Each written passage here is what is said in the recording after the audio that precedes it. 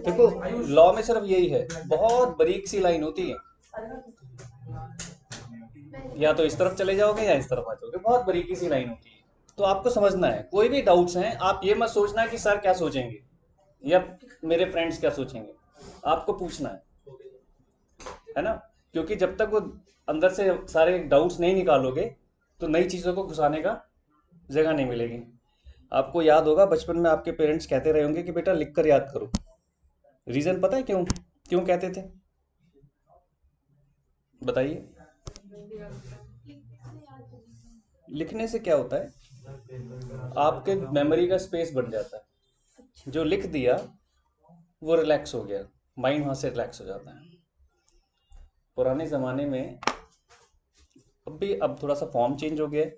आप किसी को विश करना चाहते हो, किसी को भी जिसको आप चाहते हो बाय हार्ट विश करना, अब आ रहा है न्यू ईयर, जिसको बड़े बाय हार्ट विश करना चाहते हो उसे विश मत करना। एक बता रहा हूँ क्या आपके दिमाग में क्या होगा जब आप उसे विश करना चाहते हो, लेकिन आप उसे विश मत करना, जानबूझकर एक बार एक्सपेरिमेंट करके देखना अपने ऊपर। आपको लगेगा कि कुछ हो रहा है, मतलब अंदर अंदर आपको you will feel little bit uncomfortable.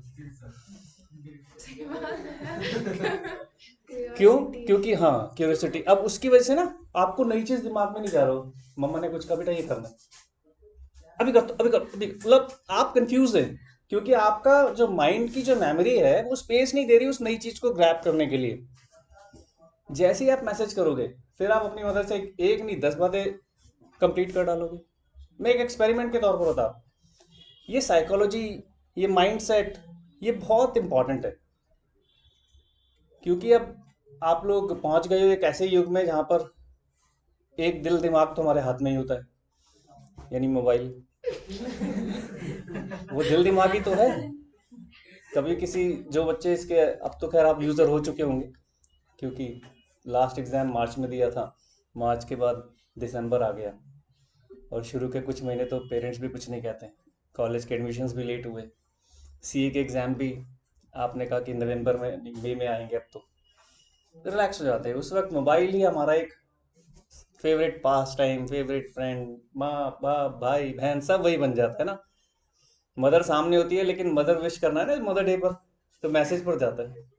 हक भी करते होंगे बच्चे, लेकिन एक एक मैसेज उसमें जाएगा, बर्थडे विश उसी में जाएगा। तो गलत नहीं कह रहा हूं मैं इसे, लेकिन क्या है कि माइंड सेट, आपको अपनी मेमोरी को फ्री करना है उन सब छोटी छोटी बातों से जो दिमाग में रह जाती हैं, दिल में रह जाती हैं, जब तक वो बाहर नहीं आती तब तक स्पेस नहीं मिलता ना। आपका अपना किसी क्लोज फ्रेंड से झगड़ा हो जाता होगा, जब तक पैचअप नहीं हो जाएगा, अगर आप पैचअप के मोड में हैं आप, तो जब तक पैचअप नहीं हो जाएगा आपके दिमाग में कुछ और घुसेगा ही नहीं। एक्सपेरिमेंट्स करके देख लेना। मैं भी तो आप ही जैसा स्टूडेंट रहा हूँ ना, और देखते हैं, मेरे को तो एक 17 ईयर की एज से लेकर आज हम बिल्कुल एक मेच्योर मैन हो गया हूँ, और मेरे बच्चे आप जैसी एज के हो गए हैं। तो मैं तो कभी बड़ा हुआ ही नहीं, मैं तो हमेशा ही आपकी एज का बना रहा। बच्चों के साथ बातचीत करते हैं, रिलैक्स रहते हैं, सुनते हैं, उनके फीलिंग्स को सुनते हैं। तो कभी मेरे अंदर ये फील ही नहीं आया कि मैं इतना बड़ा हो गया हूँ।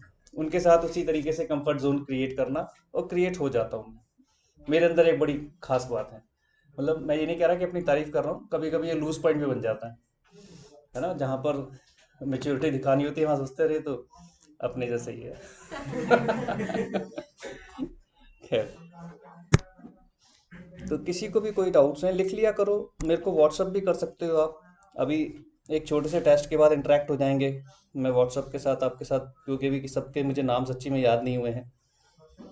तो सूनर और लेटर हम लोग सब एक दूसरे को जब अच्छे से बाय नेम जान जाएंगे,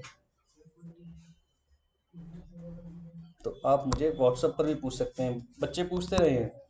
हमने तो लास्ट बैच के साथ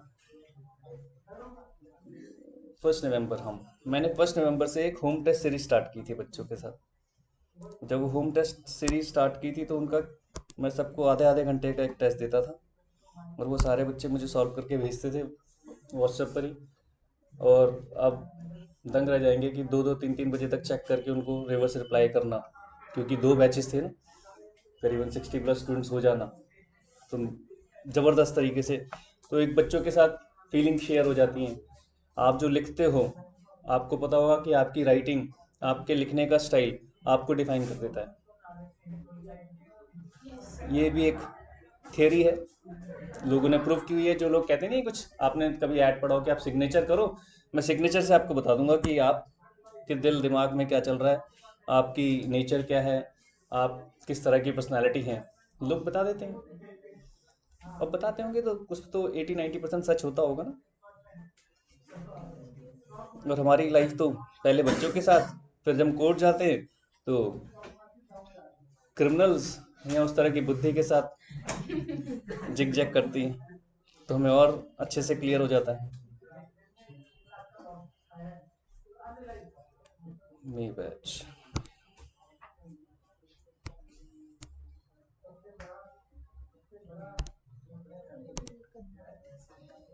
कुछ बच्चे ऑनलाइन आएंगे, मैसेज आया क्या, देखिए। सर हाँ, तो मुझे एक जन एक लड़की 2 बच्चे हैं।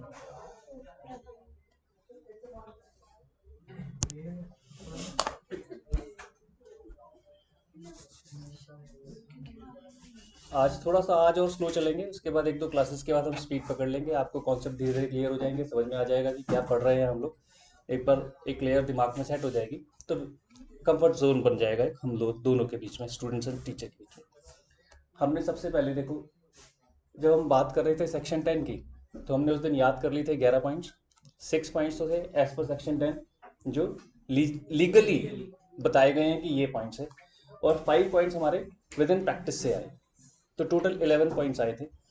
मैं पहले वही 6 पॉइंट डिस्कस करूंगा, बुक आपकी करती है डिस्कस पहले वो 5 पॉइंट्स, उसके बाद ये 6 पॉइंट। जरा लिखें, डेट डालकर सेपरेट पेज पर आ जाए। Try to create notes date wise, आपको भी याद रहे। मैं वीडियो भी डाल दूंगा, अपलोड कर दूंगा, अभी दोनों एक साथ कर दूंगा। 24 24। 27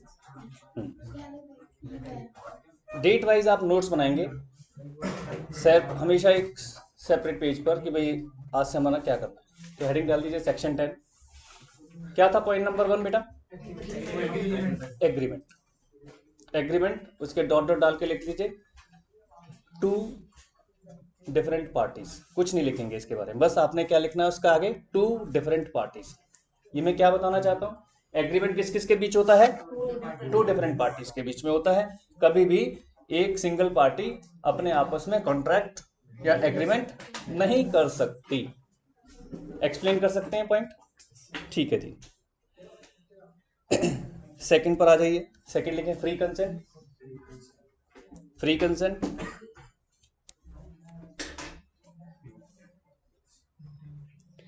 फ्री कंसेंट को समझना है, 2 वर्ड्स के साथ बना है, फ्री और कंसेंट। बेटा जब आप लोग आपस में बात करते हैं, मान लीजिए 2 या 2 से ज्यादा लोग आप लोगों ने आपस में डिस्कस किया कि will go for a movie, तो जरूरी नहीं है कि आप सारे एग्रीड हो जाएं। हो सकता है कुछ एग्रीड हो जाएं और कुछ डिसएग्रीड हो जाएं। जो एग्रीड हो गए वो क्यों एग्रीड हुए? क्योंकि उनकी कंसेंट मैच कर गई, उसे कहते हैं कंसेंट। यानी जो ऑफरर है वो जिस सेंस में सोच रहा है और अपना ऑफर किसको प्रेजेंट कर रहा है? ऑफरी को। तो ये जरूरी है कि ऑफरी भी उसी सेम सेंस में ऑफर के बारे में सोचे।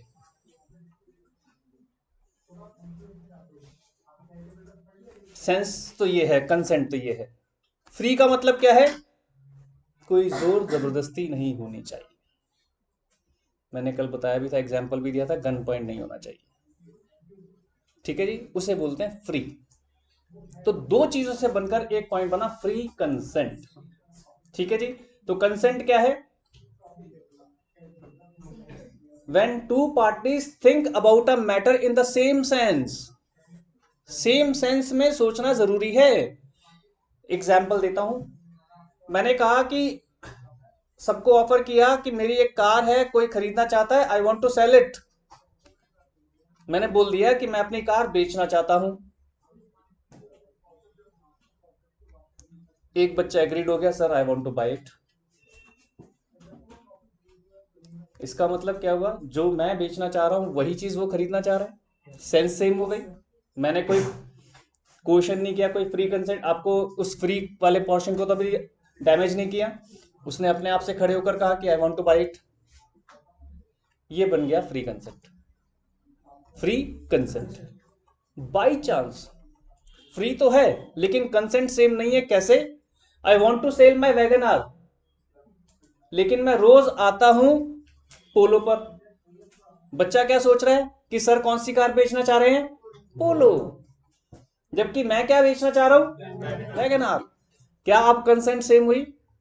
क्या हम दोनों एक जैसा सोच रहे हैं? मैं सोच रहा हूं वैगन आर दिमाग में, वो क्या सोच रहा है? पोलो। कंसेंट सेम नहीं है। This is called consent. तो कंसेंट को समझना बहुत जरूरी है।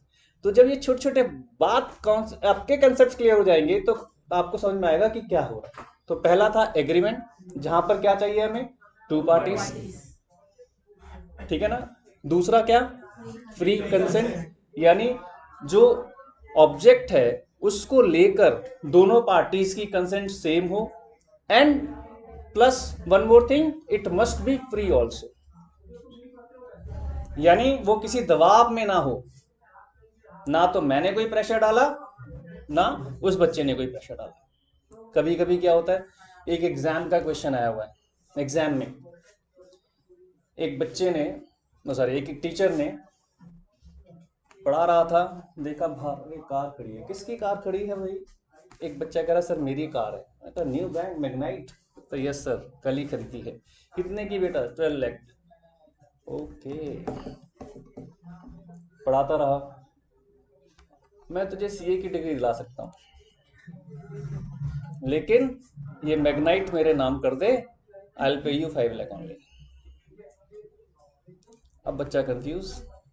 अब ध्यान से समझना, मैंने क्या क्या ऑप्शन दिया उसे, क्या ऑफर किया कि I want to buy your Magnite 5 lakh rupees only,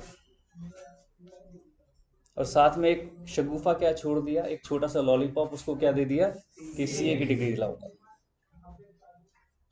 मैंने इनडायरेक्टली ब्लैकमेल कर दिया। कंसेंट तो सेम है।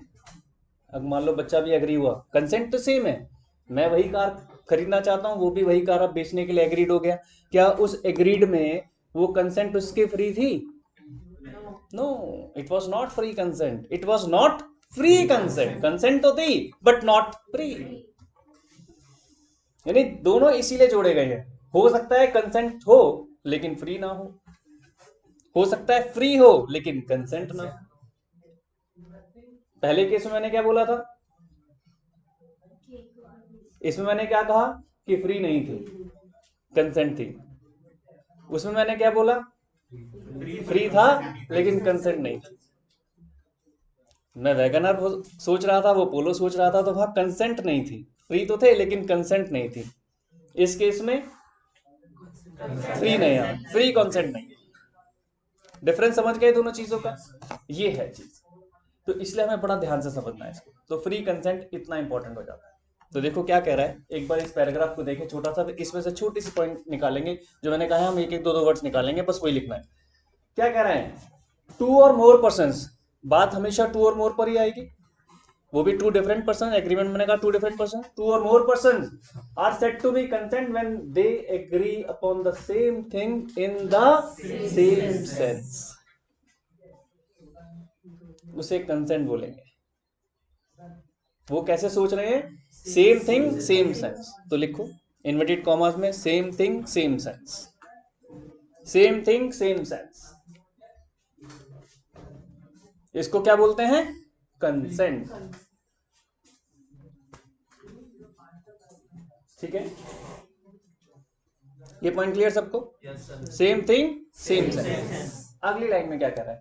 This can also be understood as identity of mind in understanding the terms that is called consensus ad idem। एक word आया, actually हम थोड़ा Latin से बहुत ज्यादा इंस्पायर्ड है लॉ के अंदर, तो ये लैटिन फ्रेसेस हैं कुछ। कंसेंसस एड आइटम, क्या वर्ड है? कंसेंसस एड आइटम, यानी जो कंसेंट है उसके लिए वर्ड यूज किया जाता है, लैटिन वर्ड है ये। तो एक कॉमा डालकर लिख लीजिए कंसेंसस एड आइटम। सेम चीज है, बस आपके लिए एक लाइन ऐड हो जाएगी।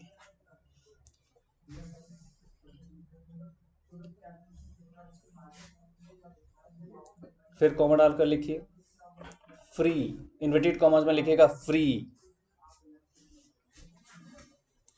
फ्री क्यों बोल रहे हैं? ना तो मैं ब्लैकमेल करूं, ना मैं धमकी दूं। तो उसने लिखा है नेक्स्ट लाइन में, it is not caused by question. Question क्या होता है? धमकी। अनड्यू इन्फ्लुएंस, मैंने बच्चे को अनड्यू इन्फ्लुएंस उठाने की कोशिश करी। अनड्यू इन्फ्लुएंस, मैं टीचर हूं, वो स्टूडेंट है, उसका फायदा उठाने की कोशिश करना, उसको कहते हैं अनड्यू इन्फ्लुएंस। फ्रॉड, थोड़ा और आगे हम आएंगे। फ्रॉड का मतलब होता है कि मैं सामने वाले को चीटिंग करना, मेरी इंटेंशन क्या है उसके साथ चीटिंग करने की। फिर क्या कह रहा है आगे? Miss representation. मिस रिप्रेजेंटेशन क्या होता है? अब मैंने कहा बेटा मेरी कार इतनी बढ़िया है, आप चलाओगे, एवरेज देगी 50 की। 50 की एवरेज कोई दे सकती है कार? कोई दे ही नहीं सकती। लेकिन किसी बाई चांस बच्चे को नहीं पता था, वो बड़ा खुश, अरे बेटा ये, अरे मतलब एकदम अपनी कार के बारे में आपको ऐसा ऐसा बता रहा हूं कि वो सब कुछ मिस रिप्रेजेंटेशन कहला रहा है, जो उसके बारे में सच नहीं है, उसे कहते हैं मिस रिप्रेजेंटेशन। ये सब चीजें आएंगी, अभी हम सिर्फ थोड़ा थोड़ा बताते हुए चल रहे हैं जिससे याद करने में इजी रहे, लेकिन हर चीज आएगी, पूरा एक एक चैप्टर है इन सब चीजों के लिए। एक एक वर्ड अपने आप में बहुत इंपॉर्टेंट है, एक वर्ड समझ लो एक चैप्टर। फिर क्या है लास्ट में? मिस्टेक। मिस्टेक जो है वो दोनों तरफा हो सकती है, आगे हम मिस्टेक के बारे में बताएंगे। तो ये यूनिलेटरल भी हो सकती है और बायलेटरल भी हो सकती है। हो सकता है कि मिस्टेक सिर्फ मेरी तरफ से हो रही हो, या मिस्टेक हो सकता है दोनों तरफ से हो रही हो, दोनों तरफ से भी हो सकती है। जैसे एक एग्जांपल लेता हूं कि मैं, आप लोग राइस सब खाते हैं, राइस के बारे में कुछ पता है क्या? बताओ राइस की क्या खासियत है? Rice, very good. वाइन, मतलब आप लोग नहीं लेते होंगे आई एम श्योर, लेकिन वाइन के बारे में भी यही कहा जाता है, जितनी पुरानी उतनी अच्छी, महंगी होती चली जाती जितनी पुरानी। राइस को लेकर एक एग्जांपल ले सकते हैं कि राइस के अपने ना नंबर्स भी होते हैं, इतने नंबर का राइस, इतने नंबर का राइस। ग्रेन्स के अपने एक नंबर है, वो उनके अपने फूड ग्रेन्स वालों के अपने सिस्टम है, उसके हिसाब से वो डिसाइड करते हैं। दोनों नाड़ी है, मैं भी और आप। बच्चा आया, सर ये राइस 50 साल पुराना है। कहा? लग रहा है, लग रहा है। इसका मतलब मिस्टेक किसकी तरफ से हो रही है? दोनों की तरफ से। आपको भी नहीं पता, मुझे भी नहीं पता। आपने कहा 50 साल पुराना लग रहा है, मैंने भी एक छोड़ दिया कि हो सकता है, ले जाओ बिक जाएगा।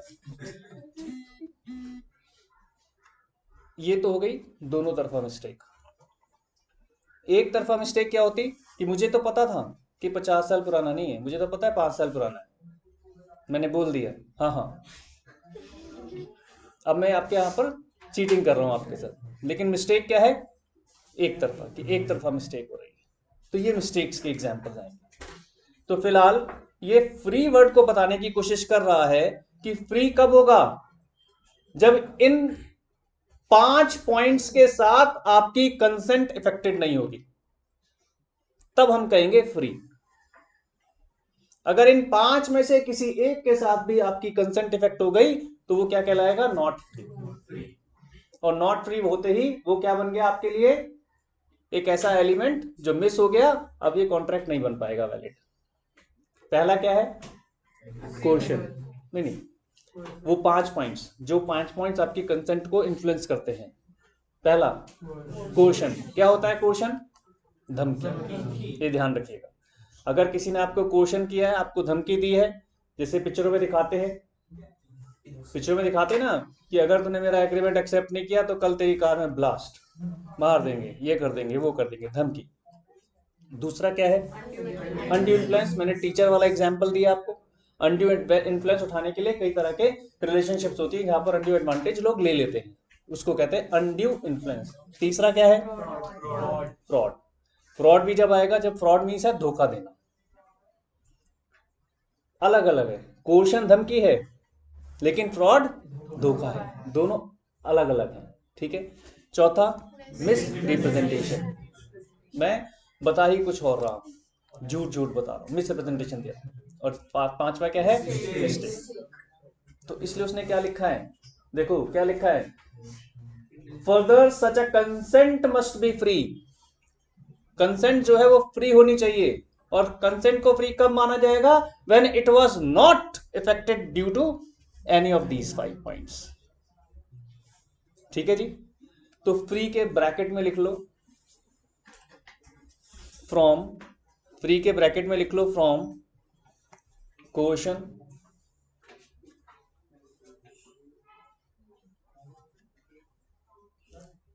अनड्यू इन्फ्लुएंस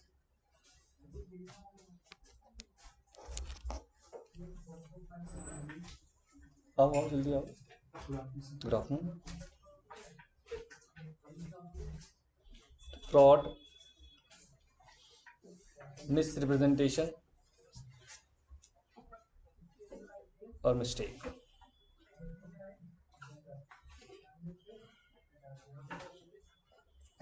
ठीक है, तो फ्री कंसेंट के अंदर थोड़ा सा मटेरियल ज्यादा हो गया। अगर आपको अकेले सिर्फ फ्री कंसेंट के बारे में लिखना पड़ जाए तो मेरे ख्याल से आप हाफ पेज तो लिख सकते हो, है ना। सबसे पहले हमने क्या बोला, कंसेंट, कंसेंट के बारे में हमने क्या लिखा कि कंसेंट क्या होती है, same thing in the same sense, यानी हम सेम थिंग, ऑब्जेक्ट सेम है और सेंस भी सेम है। फिर हम आए, इसको हम क्या कहते हैं, कंसेंसस एट आइडम।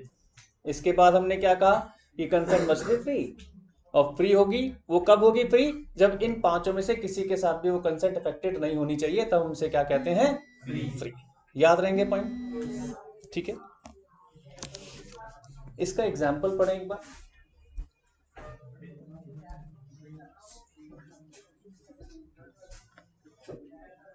जो भी मैंने एग्जाम्पल दिया वही है सेम, आप देखेंगे।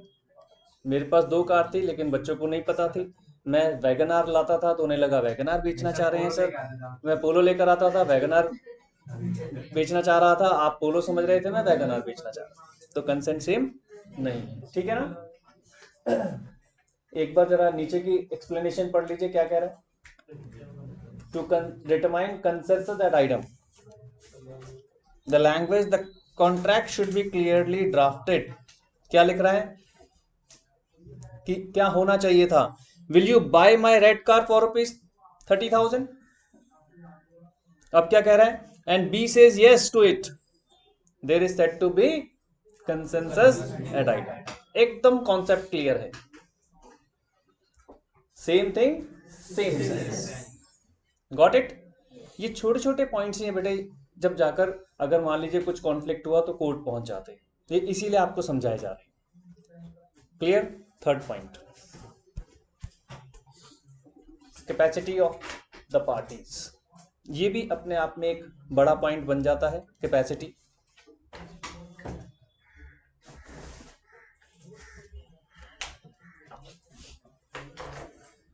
कैपेसिटी को 3 पार्ट में डिवाइड किया है इन्होंने, पहले मैं समझाता हूं फिर पढ़ते हैं। 3 पार्ट में, उस दिन भी हमने कहा था एज, है ना, हमने कहा था 18 ईयर्स ऑफ एज है हमारी किसी भी कॉन्ट्रैक्ट के अंदर एंटर करने के लिए, इससे छोटे होंगे तो हम नहीं कर सकते, है ना। मैरिज के केस में जो हमने डिस्कस किया था तो वो एक अलग केस आ गया, ठीक है।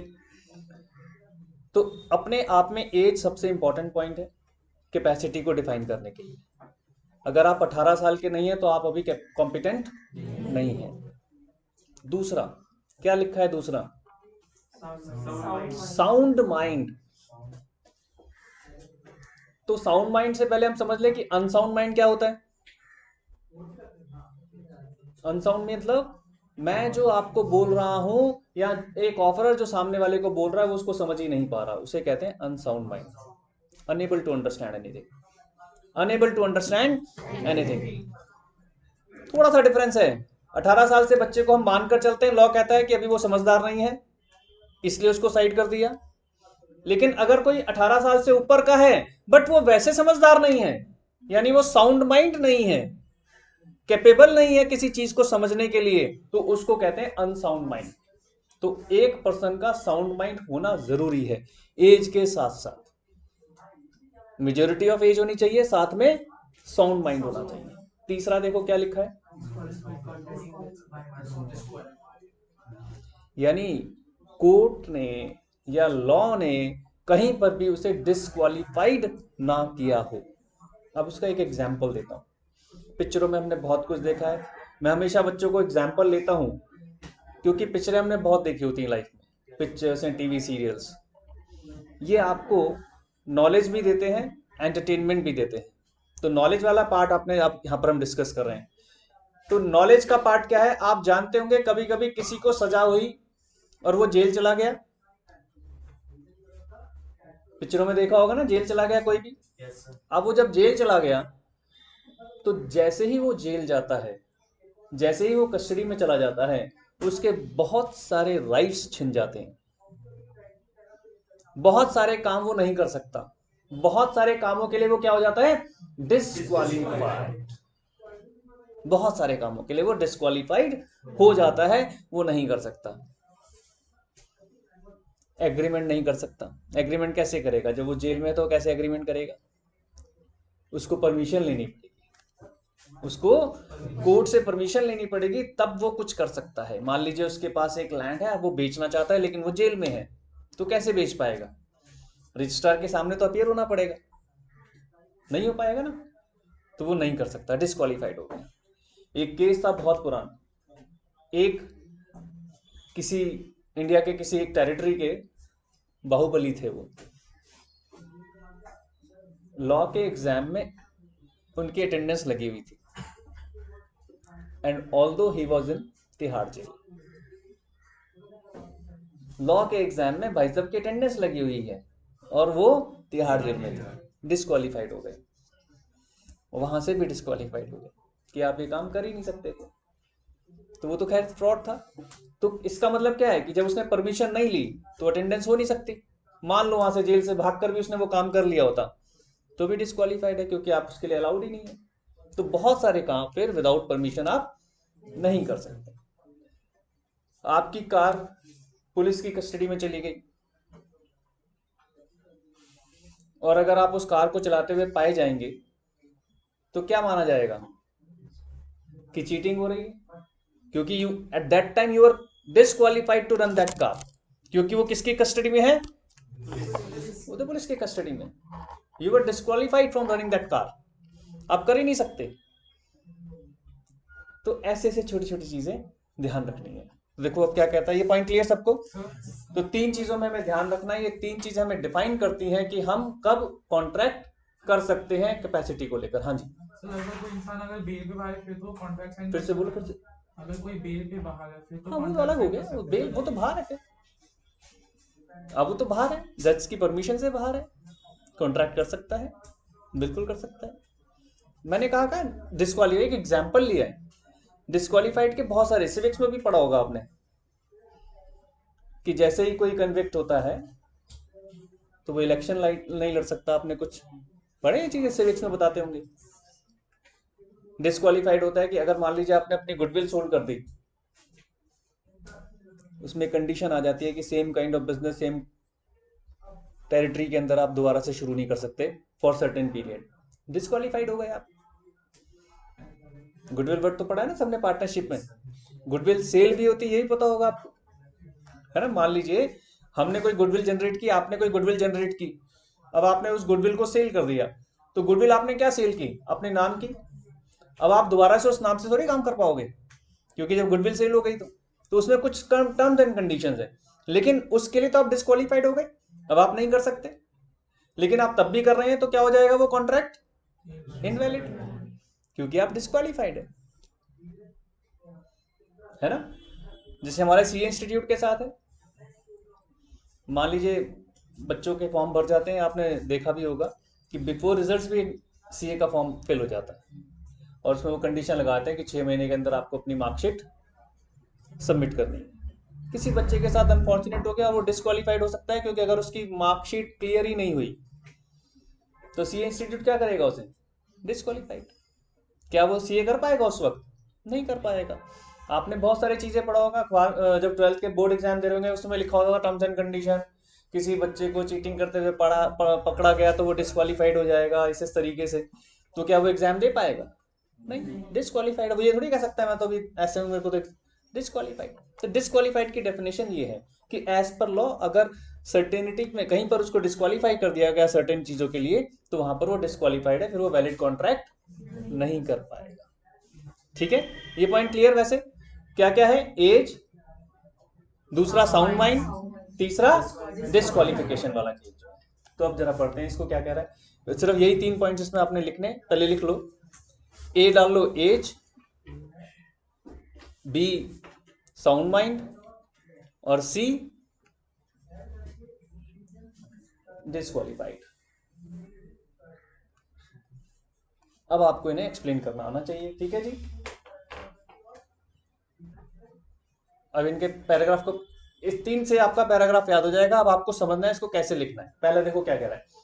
Capacity to contract mean the legal ability of the person to enter into a valid contract. Capacity क्या बता रही है कि वो एबल है या नहीं, एबिलिटी तो बता रही है उसकी।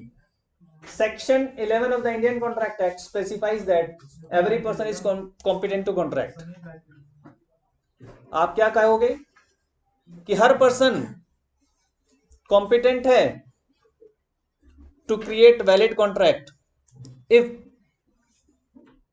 he is above 18, second sound mind and not declared as disqualified from being enter into the contract। बस सिंपल सा ही आपको बताना है। अब वो क्या बता रहा है देखो, इनको एक्सप्लेन कर रहा है तीनों को। ए में क्या एक्सप्लेन कर रहा है? 18 ईयर साफ साफ लिख दिया। बी में क्या एक्सप्लेन कर रहा है देखो जरा एक बार पढ़ें सभी लोग। Requires a person to be of sound mind. Sound mind कब नहीं होते उसके एग्जाम्पल दे रहा है। आगे पढ़ें। अ ल्यूनैटिक, जो शराब या किसी और नशे में होता है तो उसे क्या बोलते हैं हम लोग? ल्यूनैटिक। बी क्या कह रहा है? एन इडियट, है ना। जो इडियट है यानी जो पागल है, जो समझदार नहीं है, तो वो तो कर ही नहीं सकता, तो वो क्या हो गया? अनसाउंड माइंड की कैटेगरी के अंदर आ गया। अ ड्रंकन पर्सन, ल्यूनैटिक में सब कुछ आ जाता है, कुछ और नशा भी आ जाता है। ड्रंकन मतलब जिसने नशा किया हुआ है शराब का। आगे क्या कह रहा है? और under the influence of some intoxicant, सब कुछ डाल दिया, चरस, गांजा, स्मैक वर्ड जो आप सुनते हैं मूवीज में देखते हैं। अगर वो उस नशे में है तो वो कॉन्ट्रैक्ट नहीं कर सकता। ठीक है जी। नेक्स्ट फिर क्या कह रहा है? Intoxicant is not suppose to be a person of sound mind. तो कितने आ गए देखो जी? एक ल्यूनैटिक, इडियट आ गया, और ड्रंकन पर्सन आ गया, और क्या आ गया? अगर वो किसी एक इन्फ्लुएंस में है, किसके इन्फ्लुएंस में है? कोई ऐसा इंटॉक्सिकेंट जिसने उसके माइंड को आउट ऑफ कंट्रोल किया हुआ है। लिख पाएंगे ये? ठीक है जी। पैराग्राफ बन जाएगा। तो पूरा पैराग्राफ याद नहीं करना, मेन चीज ये याद करनी है आपको। अपनी इंग्लिश को, पैराग्राफ को अच्छे से लिखना है बस। सी देखें क्या कह रहा है। A person entering into a contract should not be disqualified by his status in entering into such contracts. Such person are an, देखो अब ये 2 एग्जाम्पल बड़े अच्छे आ रहे हैं। एलियन एनिमी क्या होता है? ये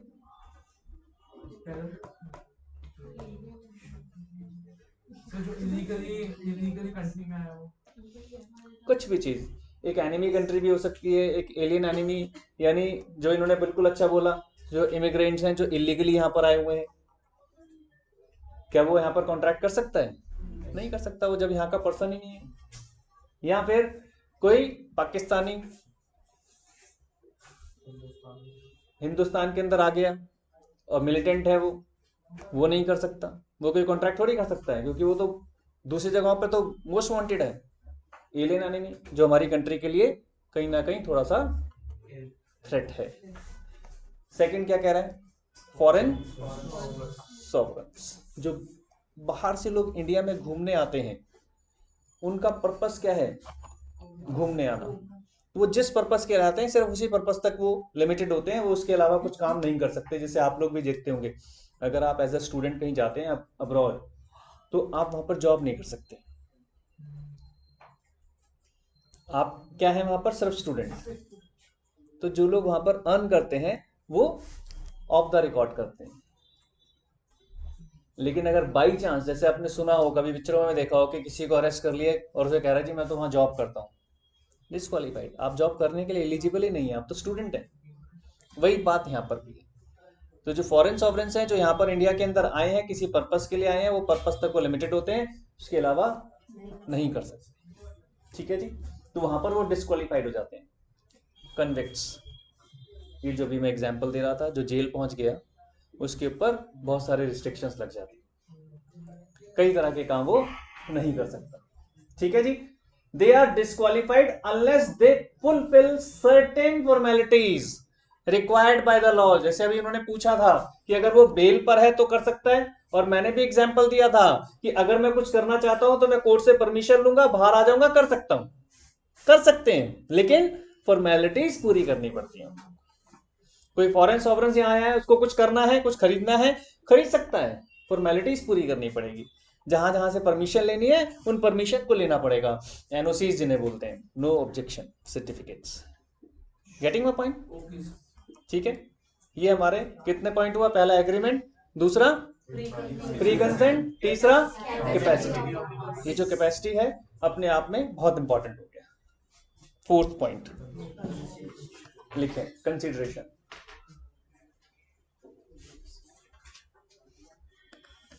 इसके ब्रैकेट में लिख लो, आगे डॉट डालकर, समथिंग इन रिटर्न।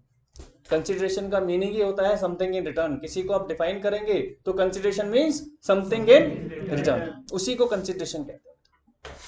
आप कार खरीदते हो तो कार खरीदने के बदले आप पेमेंट करते हो। आपने रजिस्टर खरीदा तो दुकानदार को पैसे दिए, पेन खरीदा तो आपने दुकानदार को पैसे दिए, ब्रेड पकौड़ा खाया तो आपने पैसे दिए, something in return. Something in return, वहां पर वो कॉन्ट्रैक्ट बन गया। आप अपने पापा की शॉप पर जाएंगे तो वहां पर आप पे नहीं करते, in that case nothing in return, तो वो कॉन्ट्रैक्ट भी नहीं है, वो क्या है? Social agreement. सोशल एग्रीमेंट हो गया ना। आप फादर को थोड़ी, मैं अपने बेटे को पढ़ाऊंगा तो क्या कहूंगा, ला भाई फीस दे।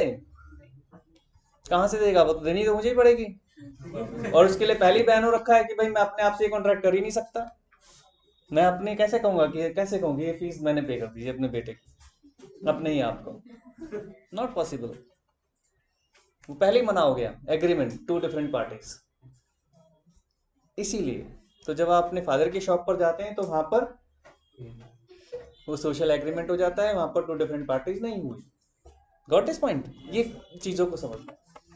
तो कंसिडरेशन में आ गया समथिंग इन रिटर्न, हालांकि इससे पूरा हो जाता है, लेकिन एक बार फिर भी पढ़ लेते हैं क्या कह रहा है। It is refer to as quid pro quo, ये भी लिख लीजिए, ये भी इसका एक नाम है, क्विड प्रो को, that is something in return. ये लिखने के लिए सेंटेंस हम याद कर रहे हैं, क्विड प्रो को, कि अगर बाई चांस कभी कोई पूछ ले तो पता होना चाहिए कि इसका मीनिंग क्या है जी, something in return. Quid pro quo क्या है? लैटिन फ्रेज, वो लैटिन में आ गया, और उसका इंग्लिश में हमने मीनिंग कन्वर्ट कर लिया, समथिंग इन रिटर्न।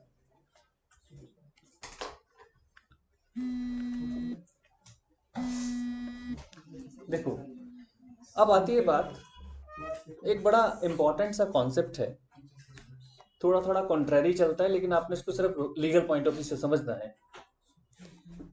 आप दुकानदार से जब लैपटॉप खरीदने जाते हैं, मान लीजिए लैपटॉप का प्राइस 1 लाख रुपीज है, और आपकी बहुत अच्छी जान पहचान भी है, वो आपको अच्छा खासा डिस्काउंट भी दे सकता है, लेकिन भी तब भी उसके बाद भी कुछ ऐसी वैल्यू तो होगी जो लगेगी कि फिजिबली पॉसिबल है। ऐसे तो नहीं कर सकता ये लैपटॉप ले जाओ जी 1 रुपए का, कह सकता है वो? 10 रुपए का, 50 रुपए का, 100 रुपए का कोई नहीं कह सकता।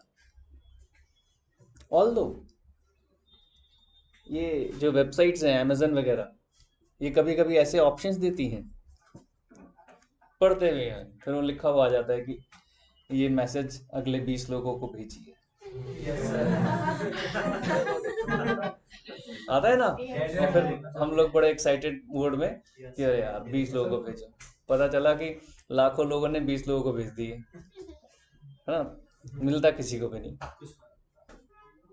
बट कभी कभी वहां पर एक एग्जाम्पल बता देता हूँ, बाय मिस्टेक हो जाता है ऐसा ऐसा, लेकिन वहां पर जब वो लोग आ जाते हैं ऑन प्लेटफॉर्म तो मुकर नहीं पाते। एक रियल एग्जाम्पल बता, with my one of friend, वो ऐसी सर्च कर रहा था, उसको किसी जैसे आउट स्टेशन पर जाना था, 25th आ रही है ना, तो लोग सर्च करते हैं। उसने लिखना था कि भाई ये जो हम एक ऑप्शन दे रहे हैं, स्टे ऑफ 2 nights 3 days, कुछ इस तरीके के ऑप्शंस देते हैं फॉर अ कपल। तो सर्च कर रहा था अपने हस्बैंड वाइफ के लिए कि चलो घूम कर आते हैं, उसकी 25th को एनिवर्सरी भी होती है इसी, तो कहता चलो दोनों साथ काम हो जाएंगे, वाइफ को एक सरप्राइज गिफ्ट करते हैं। सर्च कर रहा था, सर्च करते करते उसे क्या दिखा, एक बहुत अच्छी जगह आसपास यहाँ पर गुड़गांव में बहुत इस तरह के प्लेसेस बन गए, उसमें आया ₹1 only, 2 nights 3 days with breakfast, and he booked it. कोई नहीं करेगा, हर कोई करेगा, ही बुकड इट। और मजे की बात कि वहां से रिवर्स मैसेज भी आ गया, बुकिंग कंफर्म्ड। वहां से मैसेज भी आ गया, बुकिंग कंफर्म।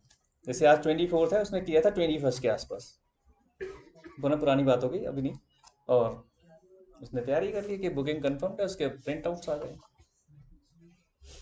24th की मॉर्निंग दे मेल हिम कि your booking due to some unavailability and ये फला फला फला, your booking being cancelled. Shattered, ये क्या करें यार।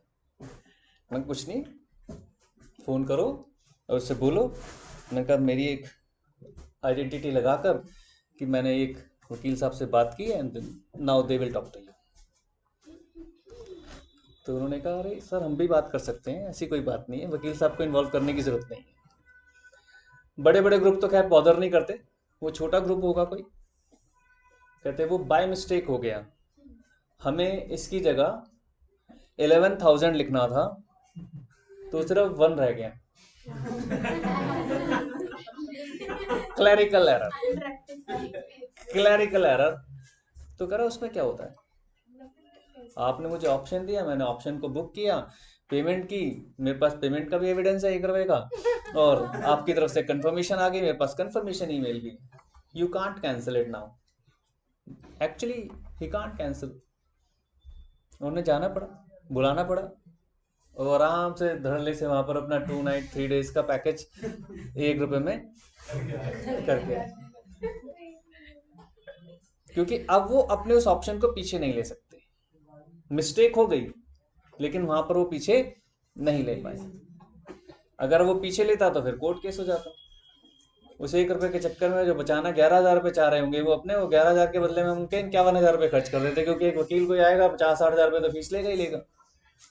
हो गए बराबर। उसने कहा इससे अच्छा इनको बुलाओ और रफा दफा करो। और ट्रीटमेंट भी अच्छा दिया उन्होंने, क्योंकि बात आ गई थी ना कि एडवोकेट बीच में इन्वॉल्व हो गया, तो ट्रीटमेंट भी अच्छा मिला कि ऐसा ना हो कि फिर घर जाके दोबारा कोई केस कर दे। तो ये भी पॉसिबिलिटीज होती हैं, छोटे छोटे कॉन्ट्रैक्ट्स। मैं इसलिए बता रहा हूँ कि हमारी डेली यूजफुल लाइफ में इस तरह के कॉन्ट्रैक्ट्स बनते रहते हैं, और कभी कभी मिस्टेक्स होती रहती है, और कई बार हम नहीं भी कर पाते। यही बता दूं, कई बार हम नहीं भी कर पाते। मेरे साथ हो रखा है, कोई प्रोडक्ट था, ज़्यादा बड़ा महंगा प्रोडक्ट नहीं था, जैसे कभी कभी ऑप्शंस निकालते हैं, बट बड़ा यूनिक प्रोडक्ट था वो, मैं भूल भी गया हूँ आपसे क्या था। ₹250 का प्रोडक्ट था, उस दिन ऑफर में वो 50-60 रुपये का मिल रहा था। अब मैंने बुक करा दिया कि चलो भाई भेज दो। मेरे घर पर वो क्या दिखा रहे हैं, वो पूरा ट्रैक आता है ना, message is out for your delivery, ये मैसेज आ रहा है कि 1 person is knocking your door but you are not opening the door, so please do confirm it. मैंने बाहर देखा, कोई बंदा ही नहीं है। मतलब मैसेज आया तुरंत और मैंने तुरंत रिएक्ट किया। बाई चांस मैं घर पर था, मैंने देखा बाहर कोई नहीं है। अब रिवर्स आप कुछ कर नहीं सकते, बस उन्हीं की तरफ से मैसेज आता है, कोई रेसिप्रोकेट बिहेवियर नहीं होता उसके अंदर।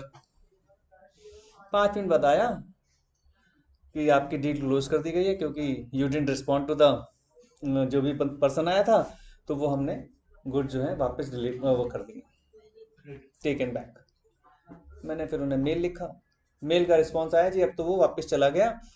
अब वो वापस, उनका कुछ होता है, कुछ गोडाउन में चला जाता है, उसके बाद वो रीडिलीवर्ड नहीं होता। कुछ इनके ऐसे ऑप्शन है। प्रोडक्ट छोटा सा था, हमने भी कहा ₹250 के चक्कर में इतने कोर्ट केस कौन लेगा, ₹250 का प्रिंट आउट ही निकल आएंगे, छोड़ो। अब वहां पर इस तरह के ऑप्शन ये डे टू डे लाइफ में आते हैं। हम लोगों के साथ चलते हैं छोटे छोटे कॉन्ट्रैक्ट्स, उनके एडवर्स भी हो जाते हैं, इस तरह से बनते रहते हैं। तो अब जब आप अलर्ट हो जाएंगे तो अपने आप को पता चलेगा कि हाँ भाई, हम ये काम कर सकते हैं या नहीं। तो लॉफुल कंसीडरेशन में आया, जो मैं बता रहा था कि उसको 1 रुपए में वो पैकेज मिला, इससे बात शुरू हुई थी। तो क्या वो लॉफुल कंसीडरेशन था? तो यस, इट वॉज, क्योंकि उन्होंने एक्सेप्ट भी कर लिया। कंसीडरेशन को लेकर ये कहीं नहीं मेंशन कि इतना ही होगा तो लॉफुल होगा। मैंने ये 100 रुपए में खरीदा, तो मैं चाहूं तो इसे आपको 1 रुपए का बेच सकता हूं। This is up to me only. ठीक है जी।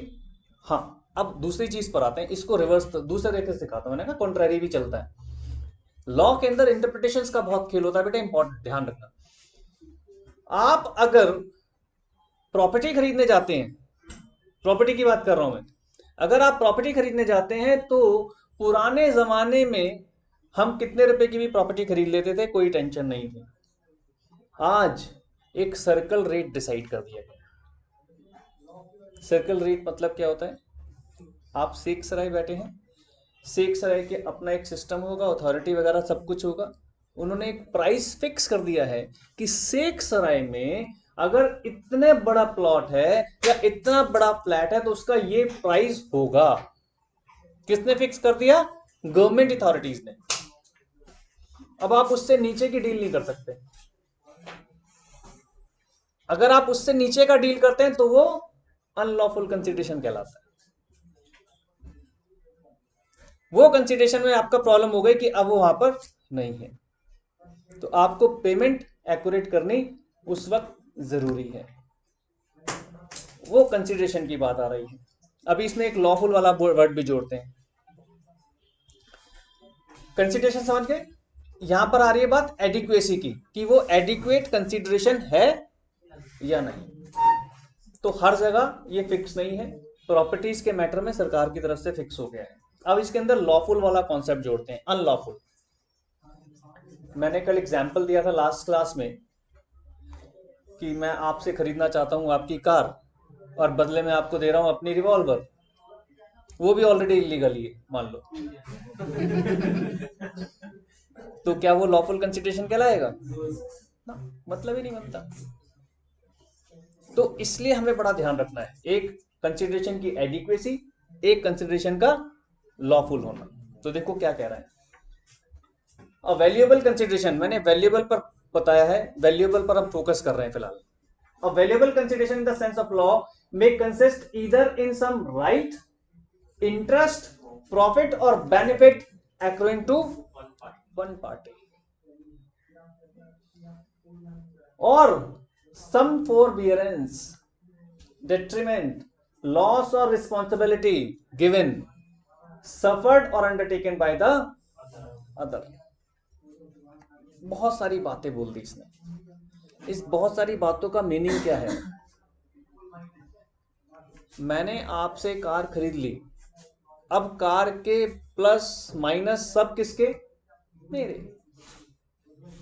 अब कार के सब प्लस माइनस मेरे। मैं बार बार थोड़ी उसके पास जाऊंगा कि यार तूने मेरे को कार खराब दे दी।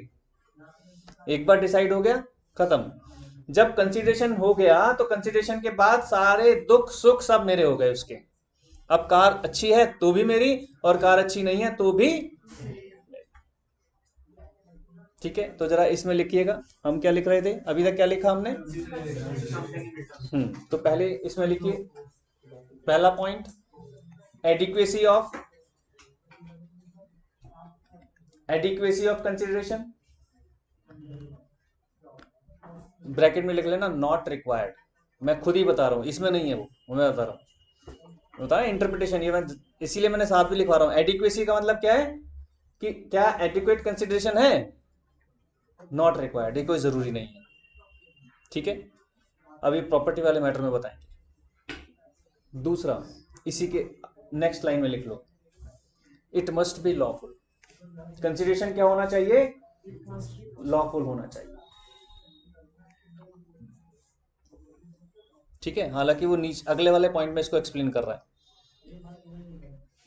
एक नोट लिखो,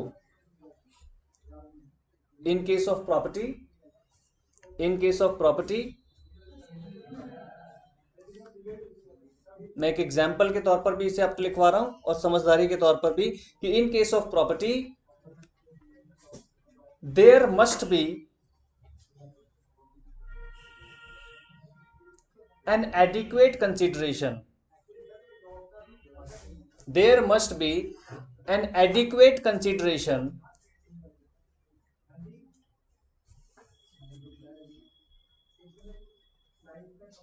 as described by the authorities,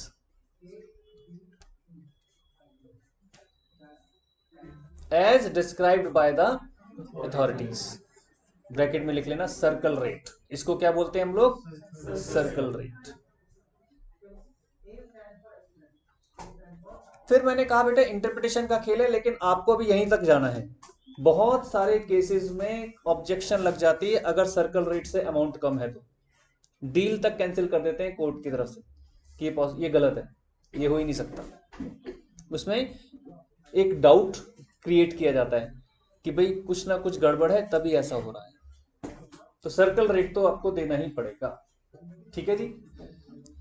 अब इसकी लैंग्वेज को समझ ले एक बार फिर से, ये क्या कहना चाह रहा है। A valuable consideration in the sense of law में कंसिस्ट, वैल्यूएबल कंसीडरेशन क्या है, in the sense of some right, यानी अगर मैं आपकी प्रॉपर्टी खरीदता हूं या मैं आपसे आपकी कार खरीदता हूं तो मेरे पास राइट्स पूरे आने चाहिए,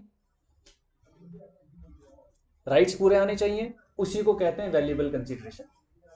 आपकी कार 5 लाख की है लेकिन आपने मुझे 5 रुपए में दे दी और अपने राइट्स पूरे मुझे ट्रांसफर कर दिए, तो वो क्या कहलाएगा, वैल्यूएबल कंसीडरेशन, क्योंकि हम डिसाइड करेंगे। समझ रहे हैं बात को, इसे कहते हैं वैल्यूएबल कंसीडरेशन। अगर वैल्यूएबल कंसीडरेशन है और उसके बाद आपके पास राइट्स प्रॉपरली आ रहे हैं, सिंपल, लेकिन मैंने अभी प्रॉपर्टी के मैटर में आपको रिस्ट्रिक्ट किया है। ठीक है। देन क्या कह रहा है, इंटरेस्ट, क्या उस कार के इंटरेस्ट आपके पूरे होंगे या नहीं जब आप कार खरीद लेते हो, चाहे आपने कितने रुपए की खरीदी। भाई कार को आप ड्राइव करोगे, कार को सब कुछ करोगे, तो इंटरेस्ट आपको उसके साथ जुड़ गया, आपको पूरा राइट मिलेगा, तो कंसीडरेशन क्या कहला रहा है, वैल्यूएबल। ठीक है।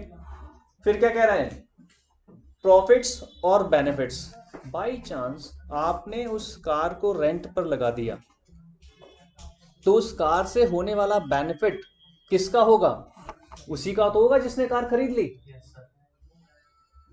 तो इसका मतलब क्या हुआ, जो कंसीडरेशन दिया गया वो क्या माना जाएगा, वैल्यूएबल।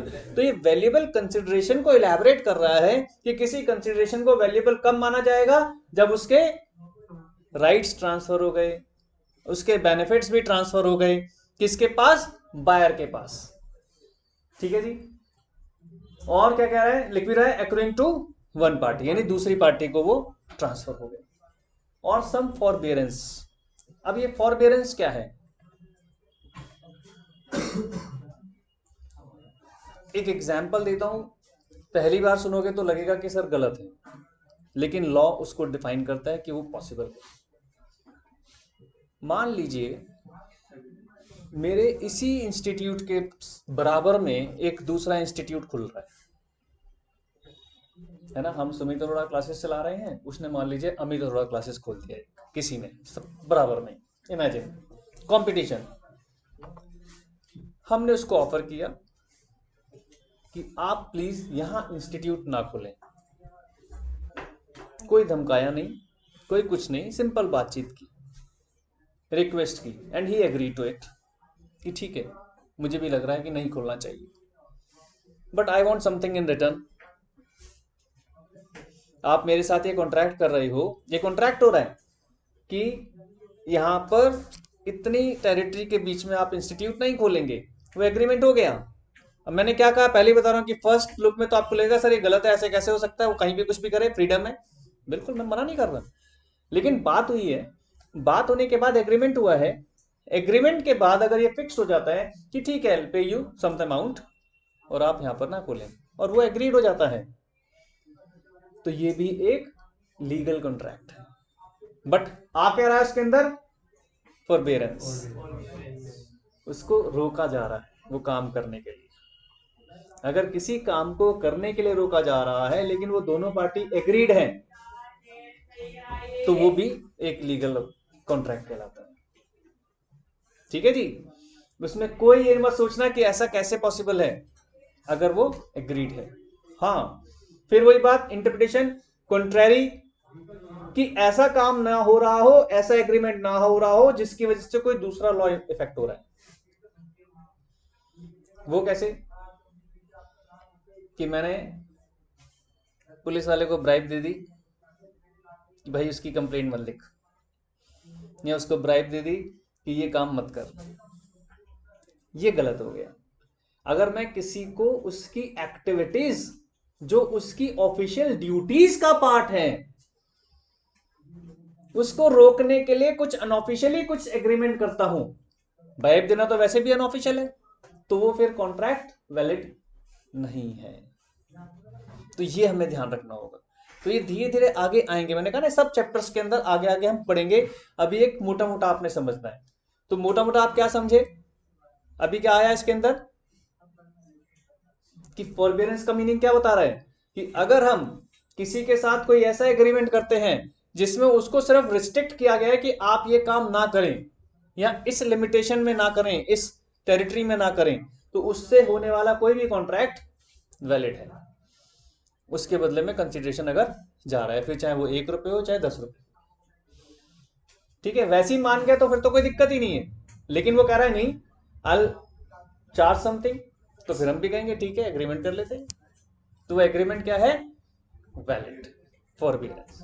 ठीक है, डेट्रीमेंट भी वही चीज है, लॉस और रिस्पॉन्सिबिलिटी वही चीज है, आर गिवन सफर्ड और अंडरटेकन बाय द अदर। तो उसको जो लॉस हो रहा है, भाई वो मेरे से लाख रुपए क्यों मांग रहा है या 2 लाख रुपए क्यों मांग रहा है, कि मेरा तो लॉस हो रहा है, मैं यहां पर आऊंगा तो कमा सकता हूं, तब मेरा उस लॉस को कॉम्पनसेट करो। गॉट इट, ये है हमारा वैल्यूएबल कंसिडरेशन। तो फाइनली एक लास्ट इसमें लिख लीजिए इन्वर्टेड कॉमास के अंदर, वैल्यूएबल कंसिडरेशन। वैल्यूएबल कंसिडरेशन, ठीक है जी। इसका जरा एग्जाम्पल देखें एक बार, क्या कह रहा है, A agreed to sell his books to B for ₹100. B promised to pay ₹100 is the consideration for A's promise to sell his books. A's promise to sell the books is the consideration for B's promise to pay ₹100. Simple, यानी consideration के बारे में समझा रहा है, something in return. आ जाओ जी, इसका next point, second last point जो है, लॉफुल कंसिडरेशन एंड ऑब्जेक्ट।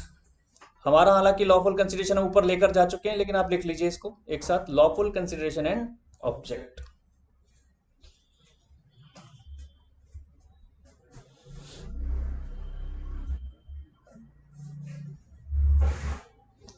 इसमें थोड़ा सा स्टार डालकर लिखिए इसके नीचे, section 23,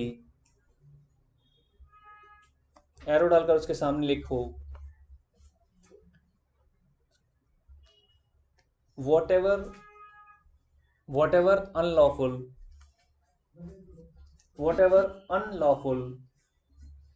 either object or consideration। मैंने क्या बोला है, whatever unlawful, जो भी unlawful है, either object or consideration is prohibited by law, is prohibited by law। prohibition क्या होता है बेटी, बैन। प्रोहिबिशन क्या है, सिंपल बैन, कि आप ये काम नहीं कर सकते। लॉ कह रहा है कि ये काम आप कर ही नहीं सकते, दैट इज कॉल्ड प्रोहिबिशन। ठीक है जी, इसे बोलते हैं हम प्रोहिबिटेड बाय लॉ। आगे क्या कह रहा है देखो, और इट्स सच एज वो defeat the provision of law. इसको और कुछ बताने की जरूरत नहीं है, मैंने पहले ही बोल दिया। प्रोहिबिशन क्या है, जो बैन है, और अगर जो चीज बैन है इसका मतलब आप उसे जबरदस्ती कर रहे हो तो आप किसी लॉ को डिफीट कर रहे हो, वो यही बताने की कोशिश कर रहे हैं। तो प्रोहिबिशन हमारे लिए बहुत अपने आप में इंपॉर्टेंट है। फिर क्या कह रहा है, इफ इट इज फ्रॉडुलेंट और इन्वॉल्व्स इंजरी टू पर्सन, पीछे हमारा फ्रॉड आ चुका है, इसलिए हम यहाँ पर अभी नहीं बोलेंगे। फ्रॉड क्या था, कहाँ आया था अभी फ्रॉड? फ्रॉड भी कहाँ आया था? Free consent. फ्रॉड से फ्री कंसेंट इफेक्ट हो रही थी ना। तो कह रहा है इफ इट इज फ्रॉडुलेंट, तो वहां चला गया। और involves injury to the person और प्रॉपर्टी, या तो किसी पर्सन को वो इंजर कर रहा है या कुछ भी उसके साथ। इंजरी का मतलब हमेशा चोट लगना नहीं होता बेटा, आपका कैश का नुकसान भी इंजरी है, आपके राइट्स इफेक्ट होना भी इंजरी है, ठीक है ना। तो इसलिए वो इंजरी वर्ड लिख रहा है। तो ऐसा मत सोचना कि इंजर्ड तो हम तभी होते हैं जब हम गिर जाते हैं, चोट लगती है, ब्लड निकलता है ना।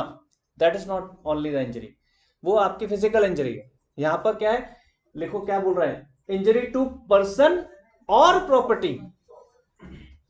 प्रॉपर्टी को इंजरी कैसे होगी कि प्रॉपर्टी के बदले जो रिटर्न मिलना चाहिए था वो आपको नहीं मिल रहा, हो गया इंजरी टू प्रॉपर्टी।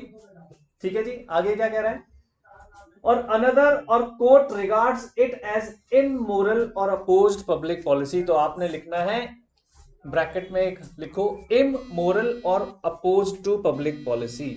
इम ब्रैकेट में, हाँ 23 क्या कह रहा है कि मैंने प्रोहिबिशन किया। प्रोहिबिशन क्यों किया है, ब्रैकेट में लिख लो, इमोरल और opposed to public policy. Basically उन्होंने आपको डिफाइन कर दिया कि सेक्शन 23 ने प्रोहिबिट क्यों किया, क्योंकि वो इमोरल था और oppose to public policy. Got it.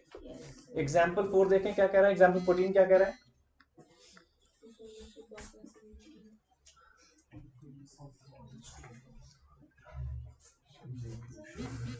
जो भी मैं बता रहा था कि पुलिस वाले को थोड़ा सा अंदर से पैसे दे रहे हैं कि यार ये केस मत बन, छोड़ दो, ड्रॉप इट।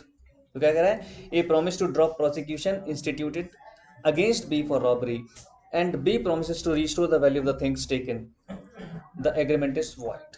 वॉइड क्यों है वॉइड, मैं आपको एक चीज बता देता हूँ बेटा। कोर्ट के साथ जब आपकी किसी भी तरह की प्रोसीडिंग स्टार्ट होती है, हम आपको बता रहे थे सेक्शंस में हर चीज डिफाइंड है। ऐसे ही एक वर्ड है IPC, Indian penal code. Indian penal code के अंदर भी सेक्शंस हैं बहुत सारे, और उन सेक्शंस के साथ कई चीजें जुड़ी हुई हैं, जिसमें से एक वन ऑफ द इंपॉर्टेंट जो बता रहा हूं वो ये जुड़ी हुई है कि कुछ सेक्शंस में तो आप चाहो तो केस वापस ले सकते हो, और कुछ सेक्शंस में आप केस वापस नहीं ले सकते।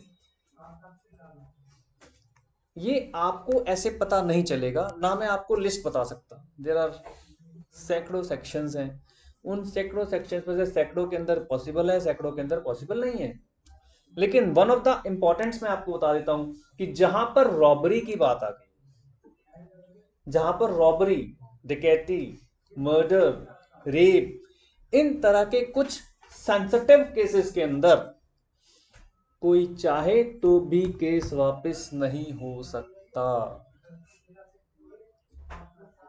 इसमें तो पनिशमेंट होगी ही होगी। आपने सुना भी होगा, छोटे छोटे एग्जाम्पल्स आप न्यूज में पढ़ा करेंगे, पता चलेगा कि एक रेपिस्ट ने कहा कि I am ready to marry that girl, I am ready to marry that girl. Court ने लड़की से पूछा आर यू एग्रीड, लड़की भी एग्रीड। क्या करें, छोड़ दें? कोर्ट ने कहा बेटा जाओ शादी तो कर लो, रेप तो किया है, उसकी तो पनिशमेंट मिलेगी ही मिलेगी, बिकॉज वो कंपाउंडेबल नहीं है। इसे वर्ड को बोलते हैं कंपाउंडेबल, यानी जो सेक्शंस आपके ऊपर से रिमूव नहीं हो सकता, जिसमें आपके ऊपर पनिशमेंट कंपलसरी है ही है, तो उसमें आप इस तरह के कोई भी कॉन्ट्रैक्ट नहीं कर सकते, कोई भी एग्रीमेंट नहीं कर सकते। आप कह रहे हो कि मैं शादी करने को तैयार हूं, लड़की भी तैयार है, हमें कोई ऑब्जेक्शन नहीं है, वो आप दोनों की अपनी पर्सनल विल है, लेकिन पनिशमेंट तो मिलेगी मिलेगी, क्योंकि जो आपने इंसिडेंस किया, जो आपने हरकत की, वो अगेंस्ट स्टेट है। मैं एक्सप्लेन कर रहा था ना कि उसमें क्या हो गया, स्टेट आ जाती है बीच में। स्टेट मतलब गवर्नमेंट, गवर्नमेंट के अगेंस्ट आपने काम किया है, गवर्नमेंट की पॉलिसीज के अगेंस्ट काम किया है, कॉन्स्टिट्यूशन के अगेंस्ट जाकर काम किया है, तो वहां पर स्टेट के साथ आपकी वॉर है, तो स्टेट तो आपको पनिशमेंट दिलाएगी। तो क्या है example? A promise to drop prosecution instituted against B. B ने रॉबरी की थी, किसी के घर के अंदर घुस के जो भी चुराया, जो भी लूटा, सब कुछ किया, केस हो गया। अब वो कह रहा है कि मैं आपका सारा पैसा वापस कर दूंगा, केस वापस ले लो। तो नो, तो ये किसकी कॉल होगी? कोर्ट की कॉल होगी, ये आपकी कॉल नहीं है। आप इस तरह का कॉन्ट्रैक्ट या एग्रीमेंट साइन नहीं कर सकते। ठीक है जी, तो साफ साफ लिखा है, restore the value of the things taken, the agreement is void. नहीं कर सकते, अनलॉफुल हो गया ये। ठीक है ना, गॉट इट दिस पॉइंट? ये लॉफुल कंसिडरेशन नहीं है कि आप पहले कह रहे हो पहले चोरी की अब सारा सामान वापस कर रहे हो, ये लॉफुल कंसिडरेशन नहीं। ठीक है, सेकंड एग्जांपल में देखो क्या कह रहा है।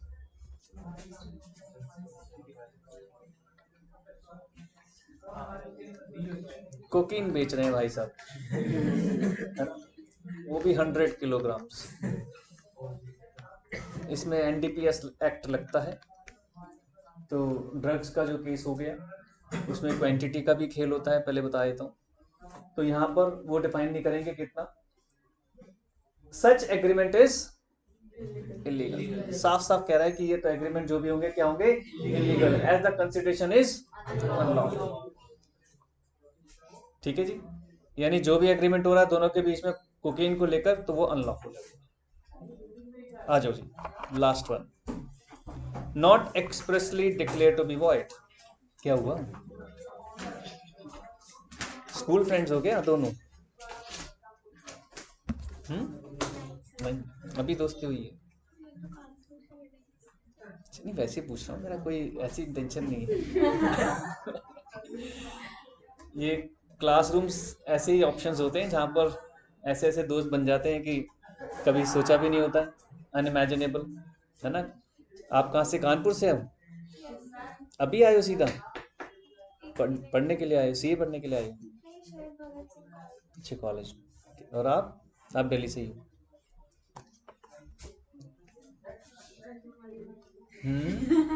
क्या चीज? सर में सीए कर लो, वही बड़ी बात है। नहीं, सीए करना ही बड़ी बात है, नो डाउट, बिल्कुल, ये तो सीरियस मैटर है। ये सीरियसली बहुत बड़ी बात है, इसमें कोई शक ही नहीं। तभी तो ऐसा कोर्स है, तभी तो 26% रिजल्ट जाता है। तो नो डाउट कि जब भी क्लियर कर लोगे तो आप उस 26% के अंदर काउंट हो जाओगे, तो ये अपने आप में बड़ी बात है। मतलब कम ज़्यादा हो सकता है, मैंने ऐसे मत सोचना कि 26 ही फिक्स हो गया, कभी ज़्यादा भी हुआ है तो कभी कम भी हुआ है। बाकी students much know better about all these things, क्योंकि आप लोगों को अवेयरनेस बहुत होती है ना, कि एग्जाम्स में रिजल्ट कितना गया, तो कितना गया था पिछला, किसी को पता है? 25 to 30 शायद। नहीं, परसेंटेज में पूछ रहा हूँ। 25 to 30% था, बट वो भी 40% में से था ना। कोई नहीं, अगर ज़्यादा स्टूडेंट चाहिए होंगे तो ज़्यादा रिजल्ट अच्छा आ जाएगा, ये भी एक थियरी है।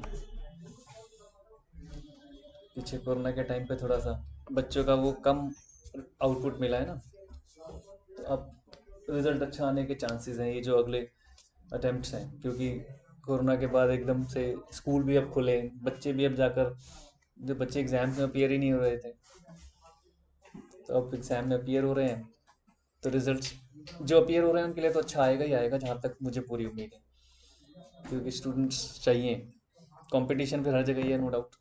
और सीए इंस्टीट्यूट काफ़ी फोकस कर रहा है इस वक्त अपने स्टूडेंट्स के ऊपर। देखो बेटा, not expressly declare to be void हमने सिंपल से पहले ही कहा था, अंडर सेक्शन 24 से लेकर 30 तक, और लास्ट में और 23 ने क्या कह दिया? अभी सेक्शन 23 ने क्या कह दिया? प्रोहिबिशन, प्रोहिबिट कर दिया उसने अनलॉफुल कंसिडरेशन और अनलॉफुल ऑब्जेक्ट को, यानी 23 वहां पर प्रोहिबिट हो गया। इस तरह से याद होगा। और 24 से लेकर 30 और 56 में कहां पर आ गया कि वो साफ साफ बता रहे हैं कि अगर नॉट एक्सप्रेसली डिक्लेयर्ड वॉइड वाले केस होने चाहिए, बस। तो हम ये सेपरेटली पढ़ेंगे, अभी आपको इसको इतना ही याद करना है। मैंने बताया था ये आगे ये चीज आएगी, इसमें हम ज्यादा नहीं पढ़ रहे। ठीक है, क्या कह रहा है? The agreement entered into must not be which the law declares to be either illegal और वॉइड। 23 में तो पहले कहा कि अनलॉफुल कंसिडरेशन और अनलॉफुल ऑब्जेक्ट होगा, तो वो प्रोहिबिटेड है। और 24 से लेकर 30 तक और 56 में पूरा उनको डिफाइन भी किया गया कि इस तरह के केसेस, वो जब हम आएंगे तो आपको पूरा बताएगा। ठीक है जी, बिल आके लिख भी रहा है, can illegal agreement is an agreement expressly और इम्प्लाइडली प्रोहिबिटेड बाय लॉ। ऊपर आ गई ये बात। Avoid agreement is one without any illegal agreement. तो इसमें भी ज्यादा आपको कुछ नहीं करना, ये हम जब पढ़ेंगे तभी याद कर लेंगे। इसको सिर्फ इतना ही याद रखना है कि वो 24 और 30, 24 से 30 और 56 के अंदर डिक्लेयर्ड है कि ये वाले केसेस वॉइड है। ठीक है जी। आओ एग्जाम्पल 16 एक छोटा सा ले लेते हैं। एग्जाम्पल क्या कह रहा है? Threat to commit murder, threat to commit murder और मेकिंग पब्लिशिंग डिफेमेटरी स्टेटमेंट्स और entering into agreements which are oppose to public policy. तो ऊपर उसने बता ही दिया, जो अपोज टू पब्लिक पॉलिसी है वो इमोरल हो गया। तो इमोरल होने की वजह से वो क्या हो जाएगा? इलीगल। जो अपोज टू पब्लिक पॉलिसी है तो वो इमोरल, इलीगल हो गया। Similarly an agreement in restraint of trade, marriage, legal proceeding etcetera is a classic example of void agreements.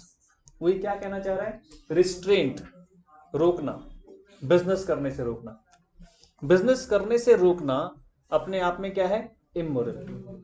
लेकिन मैंने उसको बिजनेस करने से नहीं रोका, मैंने उसको कहा बिजनेस करो लेकिन थोड़ी बाउंड्रीज अलग करो, इतना एडजेसेंट कंपटीशन ना करे। अभी मैं उस एग्जांपल पर आ रहा हूं जो मैंने कहा कि यहां पर इंस्टीट्यूट मत खोलो। रिस्ट्रेंट नहीं किया मैंने, ये रिस्ट्रेंट एकदम अलग हो जाता है कि जहां पर उसको साफ मना कर दिया कि तुम बिजनेस ही नहीं करोगे।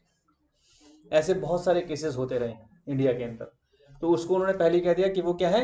इलीगल। रिस्ट्रेंट टू मैरिज, किसी को शादी करने से रोकना भी अपने आप में क्या है? इलीगल है। फिर क्या कह रहा है? रिस्ट्रेंट टू लीगल प्रोसीडिंग, किसी को रोकना जबरदस्ती लीगल प्रोसीडिंग्स करने से, अभी पीछे आया भी था एग्जांपल, तो वो भी हमारा क्या कहलाएगा? इलीगल। ठीक है जी। इस classic examples of void agreement, ये सारे क्या है? Void agreements. तो ये 6 पॉइंट्स आपने छोटे छोटे ये आपको एक्सप्लेन करने आने चाहिए एज पर सेक्शन 10। अब हम आए उन 5 पर। मैंने एक उस दिन भी बोला था कि एक क्वेश्चन हमारा क्या बन जाता है, जो इसमें बोर्ड में लिखा हुआ है, since section 10 is not complete and exhaustive, लिखा हुआ है। मैंने कहा था ये भी अपने आप में क्वेश्चन है कि प्लीज एक्सप्लेन कि section 10 is not complete and exhaustive. तो आपने पहले 6 बता दिए, उस 6 के बाद आप बताएंगे कि अब ये एग्जॉस्टिव नहीं है और कंप्लीट नहीं है। क्यों? क्योंकि जब तक ये 5 कंडीशन भी फुलफिल नहीं हो जाती तब भी कॉन्ट्रैक्ट वैलिड नहीं बनेगा। तो इसलिए ये जो हम आगे बता रहे हैं 5 टर्म्स एंड कंडीशंस, ये भी फुलफिल होनी जरूरी है। तो पहला क्या था? 2 पार्टीज। तो लिख लो, आ जाओ। एडिशनल कंडीशंस, हेडिंग डालो एडिशनल कंडीशंस। एडिशनल कंडीशंस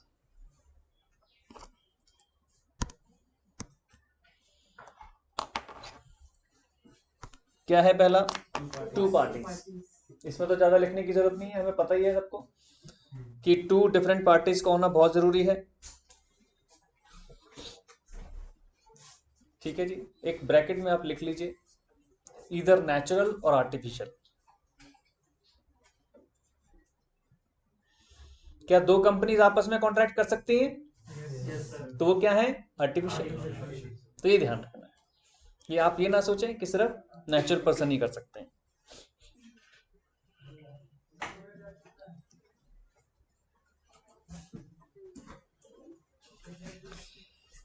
ये एग्जाम्पल पढ़िए जरा, state of Gujarat versus Ramlal S and company. आपके पार्टनरशिप से रिलेटेड है।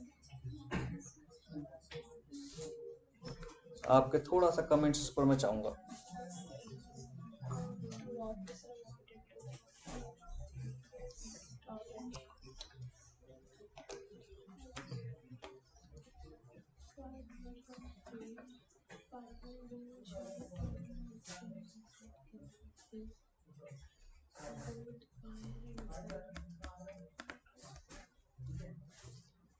थोड़ा थोड़ा आपसे एक्सप्लेनेशन चाहूंगा कि क्या है ये, आपसे 12th की पार्टनरशिप से रिलेटेड है। डिसोल्यूशन था सिलेबस में? क्या करते थे डिसोल्यूशन में? एसेट सोल्ड करते थे, फिर लायबिलिटीज पे करते थे, बाद में प्रॉफिट लॉस बांट लेते थे। अब यहाँ सेल नहीं की, पार्टनर से आपस में बांट ली। बिल्डिंग तू ले जा, मशीनरी में ले जाता हूँ, ये तू ले जा, आपस में बांट लिया। और उन भाई साहब जो हैं हमारे स्टेट ऑफ गुजरात के इनकम टैक्स ऑफिसर्स पहुंच गए, जीएसटी वाले हैं जो भी होंगे, सेल्स टैक्स ऑफिसर पहुंच गए। ये क्या कर रहे हो जी, ये तो सेल है, ये तो सेल है, आपने इसमें जीएसटी या टीडीएस या जो भी देना वो नहीं दिया, तो गलत है तो जी। तो सेल क्यों नहीं थी?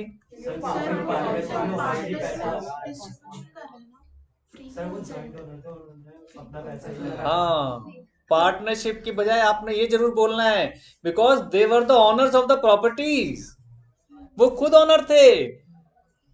पार्टनरशिप फर्म में इंडिविजुअलिटी कुछ होती ही नहीं, जो फर्म का है वो पार्टनर्स का है, फर्म का कुछ नहीं होता। तभी तो अनलिमिटेड लायबिलिटी होती है, क्योंकि वहां पर फर्म का कुछ नहीं होता, सब किसका होता है? पार्टनर्स का। पार्टनरशिप फर्म के नाम से आप कुछ खरीद ही नहीं सकते। एलएलपी में अब आ गया है, लेकिन जो नॉर्मल पार्टनरशिप फर्म की हम बात कर रहे हैं, जो आप लोगों ने 12th में पढ़ी है, वहां पर पार्टनरशिप फर्म के नाम से कुछ नहीं खरीदा जाता, क्योंकि पार्टनरशिप फर्म की कोई लीगल एग्जिस्टेंस होती ही नहीं। Separate legal existence partnership firm की नहीं थी। तो अगर कोई बिल्डिंग खरीदेंगे 5 पार्टनर्स मिलकर, तो नाम किसका आएगा? उन्हीं 5 पार्टनर्स का। A B C D E, ये 5 पार्टनर्स हैं जी। अब जब बेचेंगे तो कौन बेचेगा? वो पार्टनर्स ही। लेकिन अब वो बेच कहाँ रहे हैं? वो तो आपस में सेटलमेंट हो रही है कि इस बिल्डिंग पे मेरा नाम था, मैं ले जा रहा हूँ, इस मशीन पे तेरा नाम था, तू ले जा। तो सेल कहाँ हुई? है ना? अच्छा क्वेश्चन। तो गुजरात की जो सरकार है, जब उनका सेल्स टैक्स ऑफिसर उनको ग्रैब करने की कोशिश कर रहा है, ट्रैप करने की कोशिश कर रहा है, तो वो केस हार गए। वो कह रहे सॉरी, यहाँ पर कोई कॉन्ट्रैक्ट हुआ ही नहीं है, तो ऑलरेडी खुद ऑनर है। देखो ये लिखा है, the parties being joint owners of these assets, those assets can not be both buyer and seller. Two different parties थी ही नहीं। Got it? तो इनके बीच में कोई कॉन्ट्रैक्ट बनता ही नहीं, तो टू डिफरेंट पार्टीज नहीं थी। ये टू पार्टीज वाला एग्जाम्पल याद रखना। क्या नाम से है? Gujarat of, state of Gujarat versus, ये ध्यान रखना है भाई साहब। सिर्फ इतने भर से पूछ लेगा वो कि please explain state of Gujarat versus Ramlal S and company. हाँ, मैंने बताया तो था उस दिन। सेक्शन केस स्टडीज इंपॉर्टेंट है। अब सेक्शन 10 जहां मैं बोल रहा हूं जानबूझकर, क्योंकि वो सेक्शन 10 पर क्वेश्चन पूछा जा चुका है। अब section 10 of Indian contract act, अब जिसने नहीं पढ़ा होगा तो लिख ही नहीं पाएगा। बार बार फोकस क्यों कर रहे हैं? ठीक है, तो ये आपका स्टेट ऑफ गुजरात वर्सेस ये था। गुड। सेकंड लिखो, parties must intended to create legal relationship.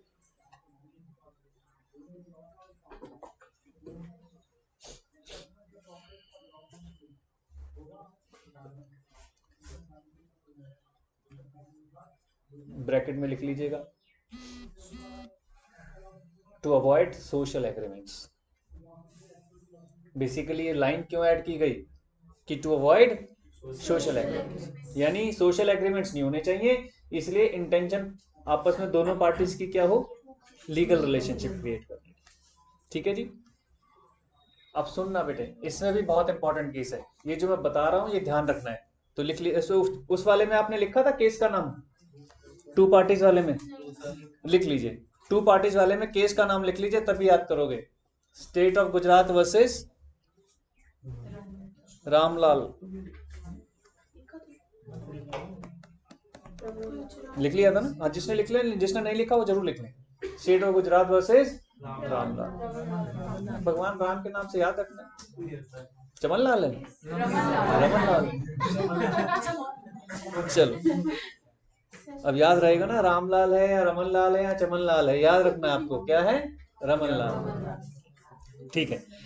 अब इसमें भी बड़ा इंपॉर्टेंट केस है बेटे, ये एग्जाम्पल 5 इसका भी बहुत इंपॉर्टेंट है, बेलफर वर्सेस बेलफर। एक हस्बैंड है दूसरी वाइफ है, ये Mr Balfour versus Mrs Balfour है। एक्चुअली क्या है, Mr Balfour versus Mrs Balfour. Husband wife का पता कैसे लगेगा? कोई आपको पता करने की जरूरत ही नहीं। आप, मैंने बताया ना क्या है, मिस्टर बेलफर वर्सेस मिसेस बेलफर, नाम नहीं बताना। मिस्टर बेल, ये इसी नाम से पॉपुलर है केस, ये है इसी नाम से केस पॉपुलर। अगर आपको एक्सप्लेन भी करना है तो आप ऐसे बोलोगे, बेलफर वर्सेस बेलफर, कोई आपको घबराने की जरूरत नहीं। ये लैंडमार्क केसेस है एक्चुअली, हस्बैंड एंड वाइफ के बीच में। ये बुक में भी है। हाँ, वो खोलिए ये बुक देखो, इसमें होगा ये सारा बुक, मैंने कुछ भी इसमें से नहीं हटाया है, सिर्फ जो हटा दिया वो समझ लो वो जरूरत का नहीं। बिल्कुल मैं बुक को ही मानता हूँ। हम तो साफ कहते हैं कि सुमित सर भी कहते हैं कि ये बुक जो है ना आपके लिए भगवान है, ये बस इंस्टीट्यूट का जो मॉड्यूल आ गया यही भगवान है आपके लिए फिलहाल, जब तक सीए कर रहे हैं, है ना। हर जगह नहीं कि कहीं कि अभी नहीं की पूजा करेंगे। जब हम लोग सीए करते थे बेटा, तो हमारे टाइम पर तो इतना जबरदस्त वो था बच्चों के अंदर, हम उस वक्त जब बच्चे थे, अब भी होगा, मैं ये नहीं कर रहा, नेगेटिव मत लेना। जो इंस्टीट्यूट आईटीओ का जो इंस्टीट्यूट है, आईटीओ वाला देखा आपने, तो पहले वही था, नोएडा वाइडा तो अब बने। तो when we were move over there, यहाँ आसपास से भी जा रहे हैं, डीटीसी की बस में ट्रैवल करते थे तब तो हम, यहाँ स्कूटी पे है तो स्कूटी रोकी और ऐसे फिर आगे बढ़ते थे। और हम 1 2 4 नहीं, जो बच्चे सीए करते थे सब, करियर है ना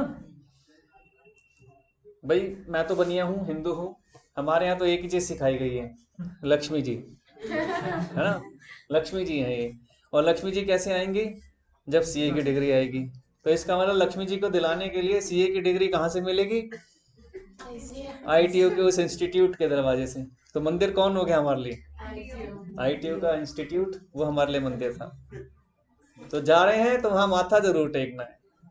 तो मैं ये आपको इंस्पायर नहीं कर रहा हूँ कहीं ऐसे सोचो, लेकिन मैं फीलिंग्स बता रहा हूँ कि उस वक्त ऐसी फीलिंग्स होती थी। तो आपके दिमाग में क्या रहना है कि भाई सीए इंस्टीट्यूट जो कह रहा है वो आपके लिए सर्वोपरि, सबसे ऊपर। आपका कॉन्स्टिट्यूशन तो सीए इंस्टीट्यूट है, जो वो कहेगा वो करना है ना। वो सलमान खान कहता था, जो जीजा जी कहेंगे वही होगा। तो आपको जो सीए इंस्टीट्यूट कहेगा वही करना है। वो आपको बुक्स दे रहा है कि ये बुक्स पढ़कर आनी है, तो आपको वही पढ़कर जानी है, जरूरी है। एडिशनल पढ़ो, कोई मना नहीं कर रहा, वो एडिशनल तो कितना भी पढ़ो, लेकिन मेन यही है। तो बेलफर में क्या हुआ कि जो हस्बैंड है, ये पहले इंग्लैंड रहते थे, इनकी कहीं जर्मन वगैरह में शिफ्टिंग हो गई, हस्बैंड को अच्छा ऑप्शन मिला, उसने वाइफ को लिया और वहां से कि चलो अब वहीं रहेंगे। वहां चले गए और वहां पर अर्निंग करनी शुरू की। अनफॉर्चुनेटली वाइफ को वहां का मौसम सूट नहीं किया। एक्चुअल स्टोरी ये है जो इसमें नहीं लिखी हुई, इसलिए आपको बता रहा हूँ कि जिससे आपको याद रहे। लिखना आपको भी नहीं है, लेकिन थोड़ा सा टू मेक इंटरेस्टिंग, जो फैक्ट है वो फैक्ट भी बता रहा हूँ, मैं कुछ ऐड नहीं कर रहा हूँ। उसको वहाँ का वेदर सूट नहीं किया एंड शी इंसिस्ट कि मैं वापस वहीं जाऊंगी अपने होम टाउन। बेलफर तो फंस गया बेचारा, हस्बैंड तो फंस गया कि ये क्या करूं भाई, वहां पर इनकम भी अच्छी है तो खर्चे भी अच्छे हैं। उसने कहा जाओ रहो वहां पर। जब वो जाने लगी तो उसने कहा भाई मेरा खर्चा तो ठीक है, I send some money to you for your well off and all. वो चली गई और इन्होंने अपना भेजना शुरू किया। लेकिन अब क्योंकि अर्निंग तो अर्निंग ही है, कभी हाथ भी टाइट होता है। वंस ही स्टार्ट कि भाई आज मेरे पास पैसे नहीं है, मैं कल भेजूंगा, परसों भेजूंगा, एक दिन फाइनली उसने बंद ही कर दिया पैसे भेजना। मैंने कहा मेरे पास नहीं है वही पैसे। वाइफ पहुंच गई कोर्ट मेंटेनेंस के लिए कि जी एग्रीमेंट हुआ था। अभी उस एग्रीमेंट की बात हो रही है, वैसे नहीं पहुंची कि मेरे हस्बैंड ने मेरे साथ एग्रीमेंट किया था कि मैं यहाँ रहूंगी और वो मुझे मेंटेनेंस रेगुलर देगा। And the what the court says कि sorry, I can't insist him because that time you made a social agreement. ये सोशल एग्रीमेंट था, यहां नहीं कर सकते हम। आपकी इंटेंशन लीगल रिलेशनशिप क्रिएट करने की नहीं थी, वहां पर सोशली चल रहा था, हम नहीं देंगे, वी कांट फोर्स हिम। उसी एग्रीमेंट को परस्यू करने के लिए जो उनके बीच में हुआ था। अब मैं अभी कुछ बात नहीं कर रहा हूं, कोर्ट में वो जा सकती है मेंटेनेंस के लिए, नो डाउट कोर्ट बोल सकता है, लेकिन अभी कोर्ट उस एग्रीमेंट को कह रहा है कि जो एग्रीमेंट आप दोनों के बीच हुआ था that was the social agreement. मैं उस एग्रीमेंट को इन्फोर्स नहीं करा सकता। ये हुआ था बेल्फोर वर्सेस बेल्फोर। लंबी लड़ाई चली क्योंकि पुराने जमाने का केस है और उसके बाद ये जजमेंट बनी, तब जाकर एक क्लियर होना शुरू क्या हुआ कि व्हाट इज सोशल एग्रीमेंट। तो जो सोशल एग्रीमेंट है वो कभी भी लीगली वैलिड नहीं होगा। एग्रीमेंट हो सकता है, तो क्या कह रहा है here in this case, wife could not recover as it was a social agreement and the parties did not intend to create any legal relations. Got it? ये ध्यान रखना है। सबको क्लियर ना? अगला भी देख लो एक बार, फादर सन की प्रोमिसेस। आपको ये भी बताए थे हमने, 5 लाख रुपए मिल रहे हैं आपको आपके पिताजी से, आप उन्हें कोर्ट नहीं ले जा सकते कि अब मैं सीए बन गया, बन गई, 5 लाख रुपए दो। No, it was a social agreement. हाँ, बनवा के थे पिताजी से। क्या कहते हैं देखो अगला केस में, A sold goods to B on a condition that he must pay the amount of goods within 30 days. Here A intended to create legal relationship। यहां सिंपल सी बात आ गई। तो क्या कह रहे हैं कि ए ने गुड्स बेचे और वहां पर टर्म्स आ रही हैं कि विद इन 30 डेज दोगे आप, तो ये लीगल रिलेशनशिप। क्या हुआ, फीलिंग अनकंफर्टेबल? क्या हुआ, ठीक है ना तबीयत? अच्छा, तो ये क्या कह रहा है, ऐसी सिचुएशन में ये मानकर चला जाएगा कि इन दोनों के बीच जो लीगल रिलेशनशिप क्रिएट हुई कि भाई 30 दिन के अंदर पेमेंट करना, तो वो तो बिल्कुल वाजिब है, लीगल है, सेल एग्रीमेंट हो रहा है दोनों के बीच में, सेल परचेज की बात हो रही है, कोई सोशल एग्रीमेंट नहीं है। ठीक है, on failure to be, failure by B for making the payment on the due date, A can sue him in the court of law. ठीक है जी, चाहे intention to create legal relationship का फायदा क्या है कि आप कोर्ट जा सकते हैं, जहां सोशल एग्रीमेंट है वहां कोर्ट नहीं जा सकते। क्लियर है पॉइंट सबको? बेल्फोर वर्सेस बेल्फोर मेंशन कर लेना। गुड, इंपॉर्टेंट इसमें वही है। Third, other formalities to be complied with in certain cases, ये लिख लीजिए जल्दी से। Other formalities to be complied with in certain cases,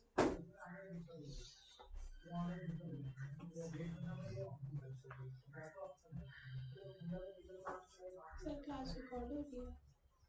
हाँ जी बेटा, बिल्कुल हो रही है। मैं दोनों क्लास का रिकॉर्डिंग भेज दूंगा आपको, डोंट वरी। लेकिन ठीक है, रिकॉर्ड होगा, रिकॉर्डेड मिलेगा, लेकिन कई बार आपके पास टाइम नहीं होता क्योंकि क्लास 1-1.5 घंटे की होती है, फिर इसको कहाँ सुन पाते हो पूरा? रात को सुनते हो? चलो अच्छी बात है। नहीं आ रही मतलब कल से? क्यों? रात को सुन लेना, तो ये वाली रिकॉर्डिंग रात को पढ़ा, तो नोट्स तो अभी ढंग से करनी है ना, तो लास्ट में समझ आएंगे। नहीं, मैं कह रहा हूँ इसमें भी प्रेजेंसली पूरा सुनो, मैं आराम से कोई भाग नहीं रहा हूँ, देखो आराम से टाइम दे रहा हूँ आपको। मैंने कहा शुरू की कुछ क्लासेस का ये है, अभी हो सकता है कुछ बच्चों को लग रहा होगा बोर सर बहुत स्लो पढ़ा रहे हैं, अभी जानबूझकर स्लो पढ़ा रहा हूँ, मैं कह रहा हूँ जानबूझकर स्लो पढ़ा रहा हूँ। आपके अंदर एक जब बैठ जाएगी ना वो लेयर, तो एकदम भागेंगे फिर आपको ही मजा आएगा और तब स्पीडी हो जाएंगे।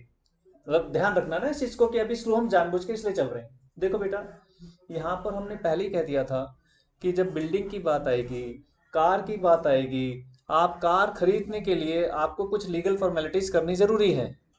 अगर आप घर खरीदते हो तो घर के लिए लीगल फॉर्मेलिटीज करनी जरूरी है। हर कॉन्ट्रैक्ट में जरूरी नहीं है, लेकिन साफ साफ उसने बोला है सर्टेन केसेस में लीगल फॉर्मेलिटीज का होना कंपलसरी है, मैंडेटरी है। जब तक वो नहीं होंगे तब तक आपके कॉन्ट्रैक्ट इनकम्प्लीट कहलाएंगे बेटा।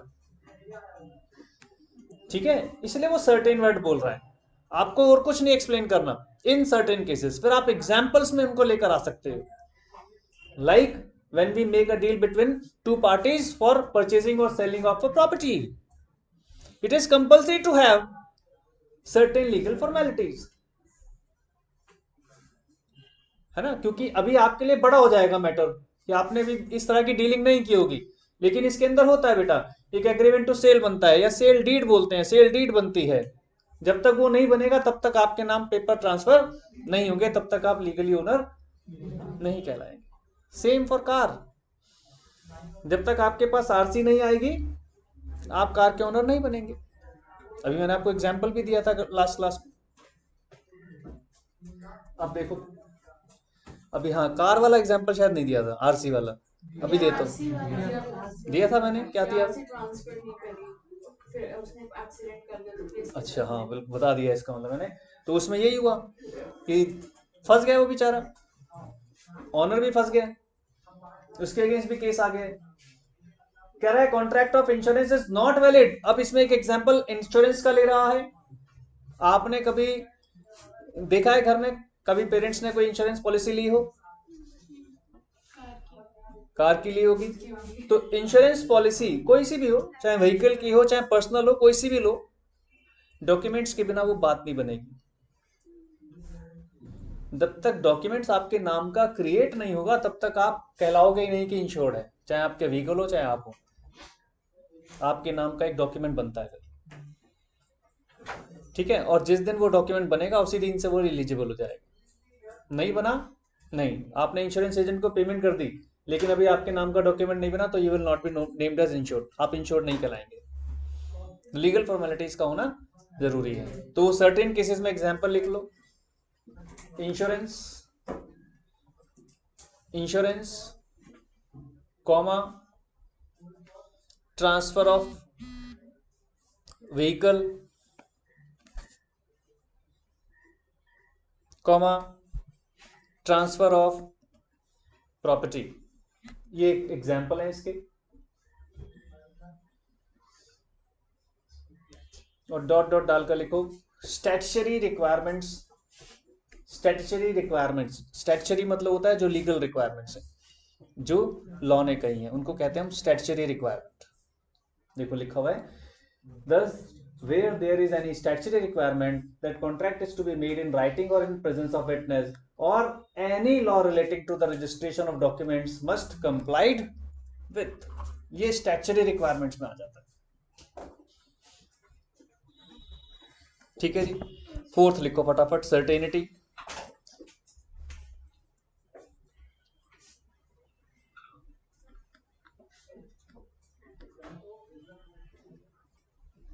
फिफ्थ लिखो पॉसिबिलिटी ऑफ परफॉर्मेंस। मैंने बताया था दोनों एक दूसरे के कॉन्ट्रैरी हैं, इंटरप्रिटेशन का खेल है। कुछ चीज सर्टेनिटी में आ जाएंगी तो वो कभी कभी परफॉर्मेंस भी बन सकती है, या परफॉर्मेंस वाला मैटर कभी कभी सर्टेनिटी में बन सकता है।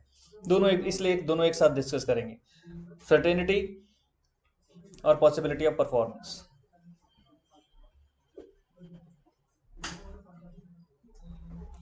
एक एग्जाम्पल इसने लिया है, सेकंड एग्जाम्पल से ही समझा रहा है। सेकंड एग्जाम्पल पहले पढ़ेंगे। आप अगर अपना घर बेटा किराए पर देते हैं तो उसमें टेन्योर होना मेंशन जरूरी है, कंपलसरी है।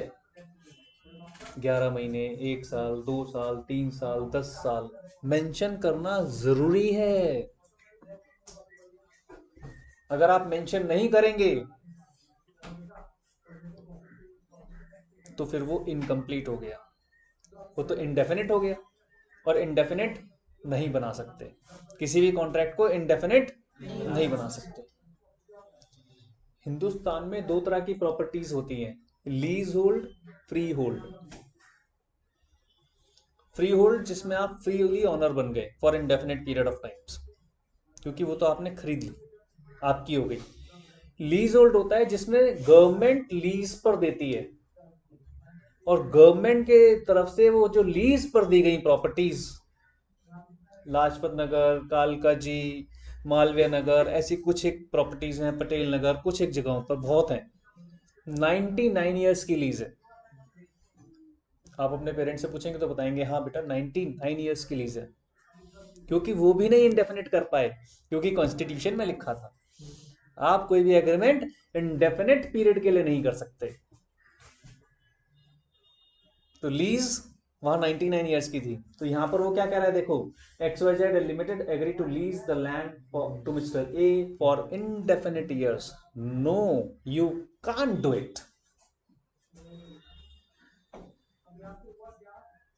ठीक है, तो वो क्या बन जाएगा, इलीगल, इनवैलिड हो जाएगा, वॉइड हो जाएगा। अब ऊपर वाले में आते हैं। A agree to sell to B 100 tons of oil. 100 tons, tons, एक टन में कितना होता है, 1000 kg। 100 टन्स में कितना हो गया, क्या करोगे भाई इतने टन ऑफ ऑयल का, वो कह रहा है इतने क्या करोगे, बात फिजिबल नहीं लग रही, बात फिजिबल नहीं लग रही। यहां तो पता चलता कि आप कोई पेट्रोलियम कंपनी है और आप कोई ऐसा बहुत बड़ा कॉन्ट्रैक्ट ले रहे हैं किसी फॉरेन कंट्री से जहां से आपको मिल रहा है 100 टन ऑफ ऑयल, तो बहुत बड़ी डील हो गई। तो कह रहा नॉट जस्टिफाइड, लग नहीं रहा। तो उसने कहा भी है there is nothing certain in the order, certainty नहीं लग रही, मतलब कोई बात जमी नहीं रही। ठीक है, नीचे देखो पॉसिबिलिटी ऑफ परफॉर्मेंस में क्या डाल रहे हैं, मैजिक। एग्जाम्पल क्या लिख रहा है, A agrees with B to discover treasure by magic. इसको परफॉर्म करना बहुत मुश्किल है कि मैं मैजिक से वो ढूंढ कर निकाल दूंगा सारा का सारा सोना कहां पर है। करा नो, नॉट पॉसिबल। तो दोनों आपस में एक साथ आपको डिस्क्राइब करो। ठीक है, certainty and possibility of perform. इस तरह से टोटल हमारे ये कितने हो गए, 11। ठीक, सर इनमें लिखना क्या है? दोनों में किसमें, एग्जाम्पल्स के थ्रू ही समझाना है आपको। ऊपर वाले जो 2-3 एग्जाम्पल्स हैं इन्हीं के थ्रू समझाना, और कुछ नहीं लिखना। ठीक है, अब देखो मैं आपको हिंट दे रहा हूं जो थोड़ा सा आपको पढ़कर आना है, नेक्स्ट क्लास में मैं इससे एक्सप्लेन करूंगा। ये आ रहा है हमारा टाइप्स ऑफ कॉन्ट्रैक्ट्स। इनको 3 टाइप्स में बांटा गया है, इन्फोर्सिबिलिटी, फॉर्मेशन और परफॉर्मेंस। इन्फोर्सिबिलिटी मतलब जब हम उसे इन्फोर्स कर सकते हैं, तो वो तो 3 आपने जो पढ़े हैं, HIJ। HIJ तो 3 आगे देखो, वैलिड, वॉइड और वॉइडेबल। वॉइडेबल पहले लिखना चाहिए था, कुछ नहीं होता, ऊपर नीचे हो गया, तो HIJ की सीक्वेंस आ जाती है पूरी, HJI बन गया ये। याद है सबको, ए से लेकर जे तक थे हमारे पास। इसके बाद इलीगल और अनइन्फोर्सेबल। इलीगल में आप लिख सकते हो सीधा क्या, अफीम, चरस, गांजा बेचना अलाउड नहीं है, इलीगल है। अनइन्फोर्सेबल, जिसको कोर्ट इन्फोर्स नहीं कर सकता। एक्सप्रेस, फॉर्मेशन के पॉइंट ऑफ व्यू से एक्सप्रेस, एक्सप्रेस यहां पर कौन सा एक्सप्रेस, वे ऑफ एक्सप्रेशन वाला एक्सप्रेस। आप किसी कॉन्ट्रैक्ट को कैसे एक्सप्रेस कर सकते हो, वर्बली या रिटन, यही तो होता है एक्सप्रेस। देन इम्प्लाइड, इम्प्लाइड मतलब होता है by conduct, by your conduct, by your conduct. Conduct का क्या मतलब होता है, अगर आप बस में ट्रैवल करते हो, बस आके रुकी, जब बस आके रुकती है तो उसे बोलते हैं invitation to make an offer. उसने इनवाइट किया कि ऑफर करो, आपने देखा मेरे घर जाती है, आप बस में चढ़ गए, एक्सेप्ट हो गया, आपको टिकट लेनी कंपलसरी हो गई। अगर बस गलत है तो आप उतर जाओ, लेकिन आप तब भी कह रहे हो मैं ट्रेवल करूंगी या करूंगा, तो you have to buy the ticket. अब आपके ऊपर वो लीगली बाउंड हो गया, तो टिकट बाय करना आपकी जिम्मेदारी बन गई, ड्यूटी बन गई। आप कहो कि अरे हम तो चढ़ गए थे ऐसे ही आके रुकी, और टिकट लेना कोई जरूरी थोड़ी है, हम तो स्टूडेंट है। नो, इम्प्लाइड कॉन्ट्रैक्ट, क्वेसी, बहुत मुश्किल सा है ये क्वेसी। सबसे आसान एग्जांपल दे रहा हूं, ये याद रखिएगा। मेरा वॉलेट गिर गया, उसमें मेरा आई कार्ड था और आप में से किसी बच्चे को मिल गया, तो आपकी जिम्मेदारी क्या है? उसे वॉलेट को मुझे दे। That is called quasi contract. क्या हम एक दूसरे को जानते हैं? क्या हम दोनों एक दूसरे को कॉन्ट्रैक्ट किया है? नहीं। उसके बावजूद भी you being responsible now, constitution कहता है this is your duty to pay it back. Quasi contract, किसी इवेंट के होने से आपके ऊपर एक जबरदस्ती का कॉन्ट्रैक्ट इंपोज हो गया, जबरदस्ती का, आप बच नहीं सकते अब, उसे कहते हैं क्वेसी। ई कॉम सब जानते हैं आजकल, इलेक्ट्रॉनिक वाले। परफॉर्मेंस, एग्जीक्यूटेड, दोनों ड्यूटी पूरी कर चुके। मैंने कार बेचनी थी, मैंने कार दे दी, आपने पैसे दे दिए, काम खत्म, एग्रीमेंट पूरा हो गया, फॉर्मेलिटीज भी पूरी हो गई। दैट इज कॉल्ड एग्जीक्यूटेड, जो कंप्लीट हो गया। एग्जीक्यूटरी यानी जो कहीं पेंडिंग है, या तो एक तरफ से या दोनों तरफ से। यूनिलेटरल, आप मुझे 2 लाख रुपए दे चुके हो, बस मैंने आपको कार देनी है, यूनिलेटरल। ठीक है जी। या फिर दोनों के बीच एग्रीमेंट हो गया, सब कुछ साइन हो गया, आपने भी 2 लाख देने और मैंने भी कार देनी है। मैं कह रहा हूं मेरी कार गई हुई है, कोलकाता आने वाली है, आपने कहा तभी पैसे दूंगी या दूंगा, तो क्या है ये? बायलैटरल, दोनों तरफ से बचा हुआ है, कॉन्ट्रैक्ट कंप्लीट है। तो इस तरह की हम ये चीजें पढ़ेंगे। नाम से, मैं इसलिए नाम आपको बताया कि दिमाग में घर पे जाकर थोड़ा सा याद रहेगा कि नाम से क्रिएशंस होती हैं। हर नाम का अपना एक अपनी पूरी एक्सप्लेनेशन है और वो अपने नाम से अपने आप को डिफाइन भी करता है लॉ। ठीक है, तो ये याद कर लीजिएगा। सेक्शन 10 की एक्सप्लेनेशन, छोटे से शॉर्ट नोट्स बनाइएगा अपने जो ही बनाने हैं, और इसको हल्का हल्का सा पढ़ लीजिएगा। ठीक है, नेक्स्ट क्लास में मिलते हैं। Thank you very much.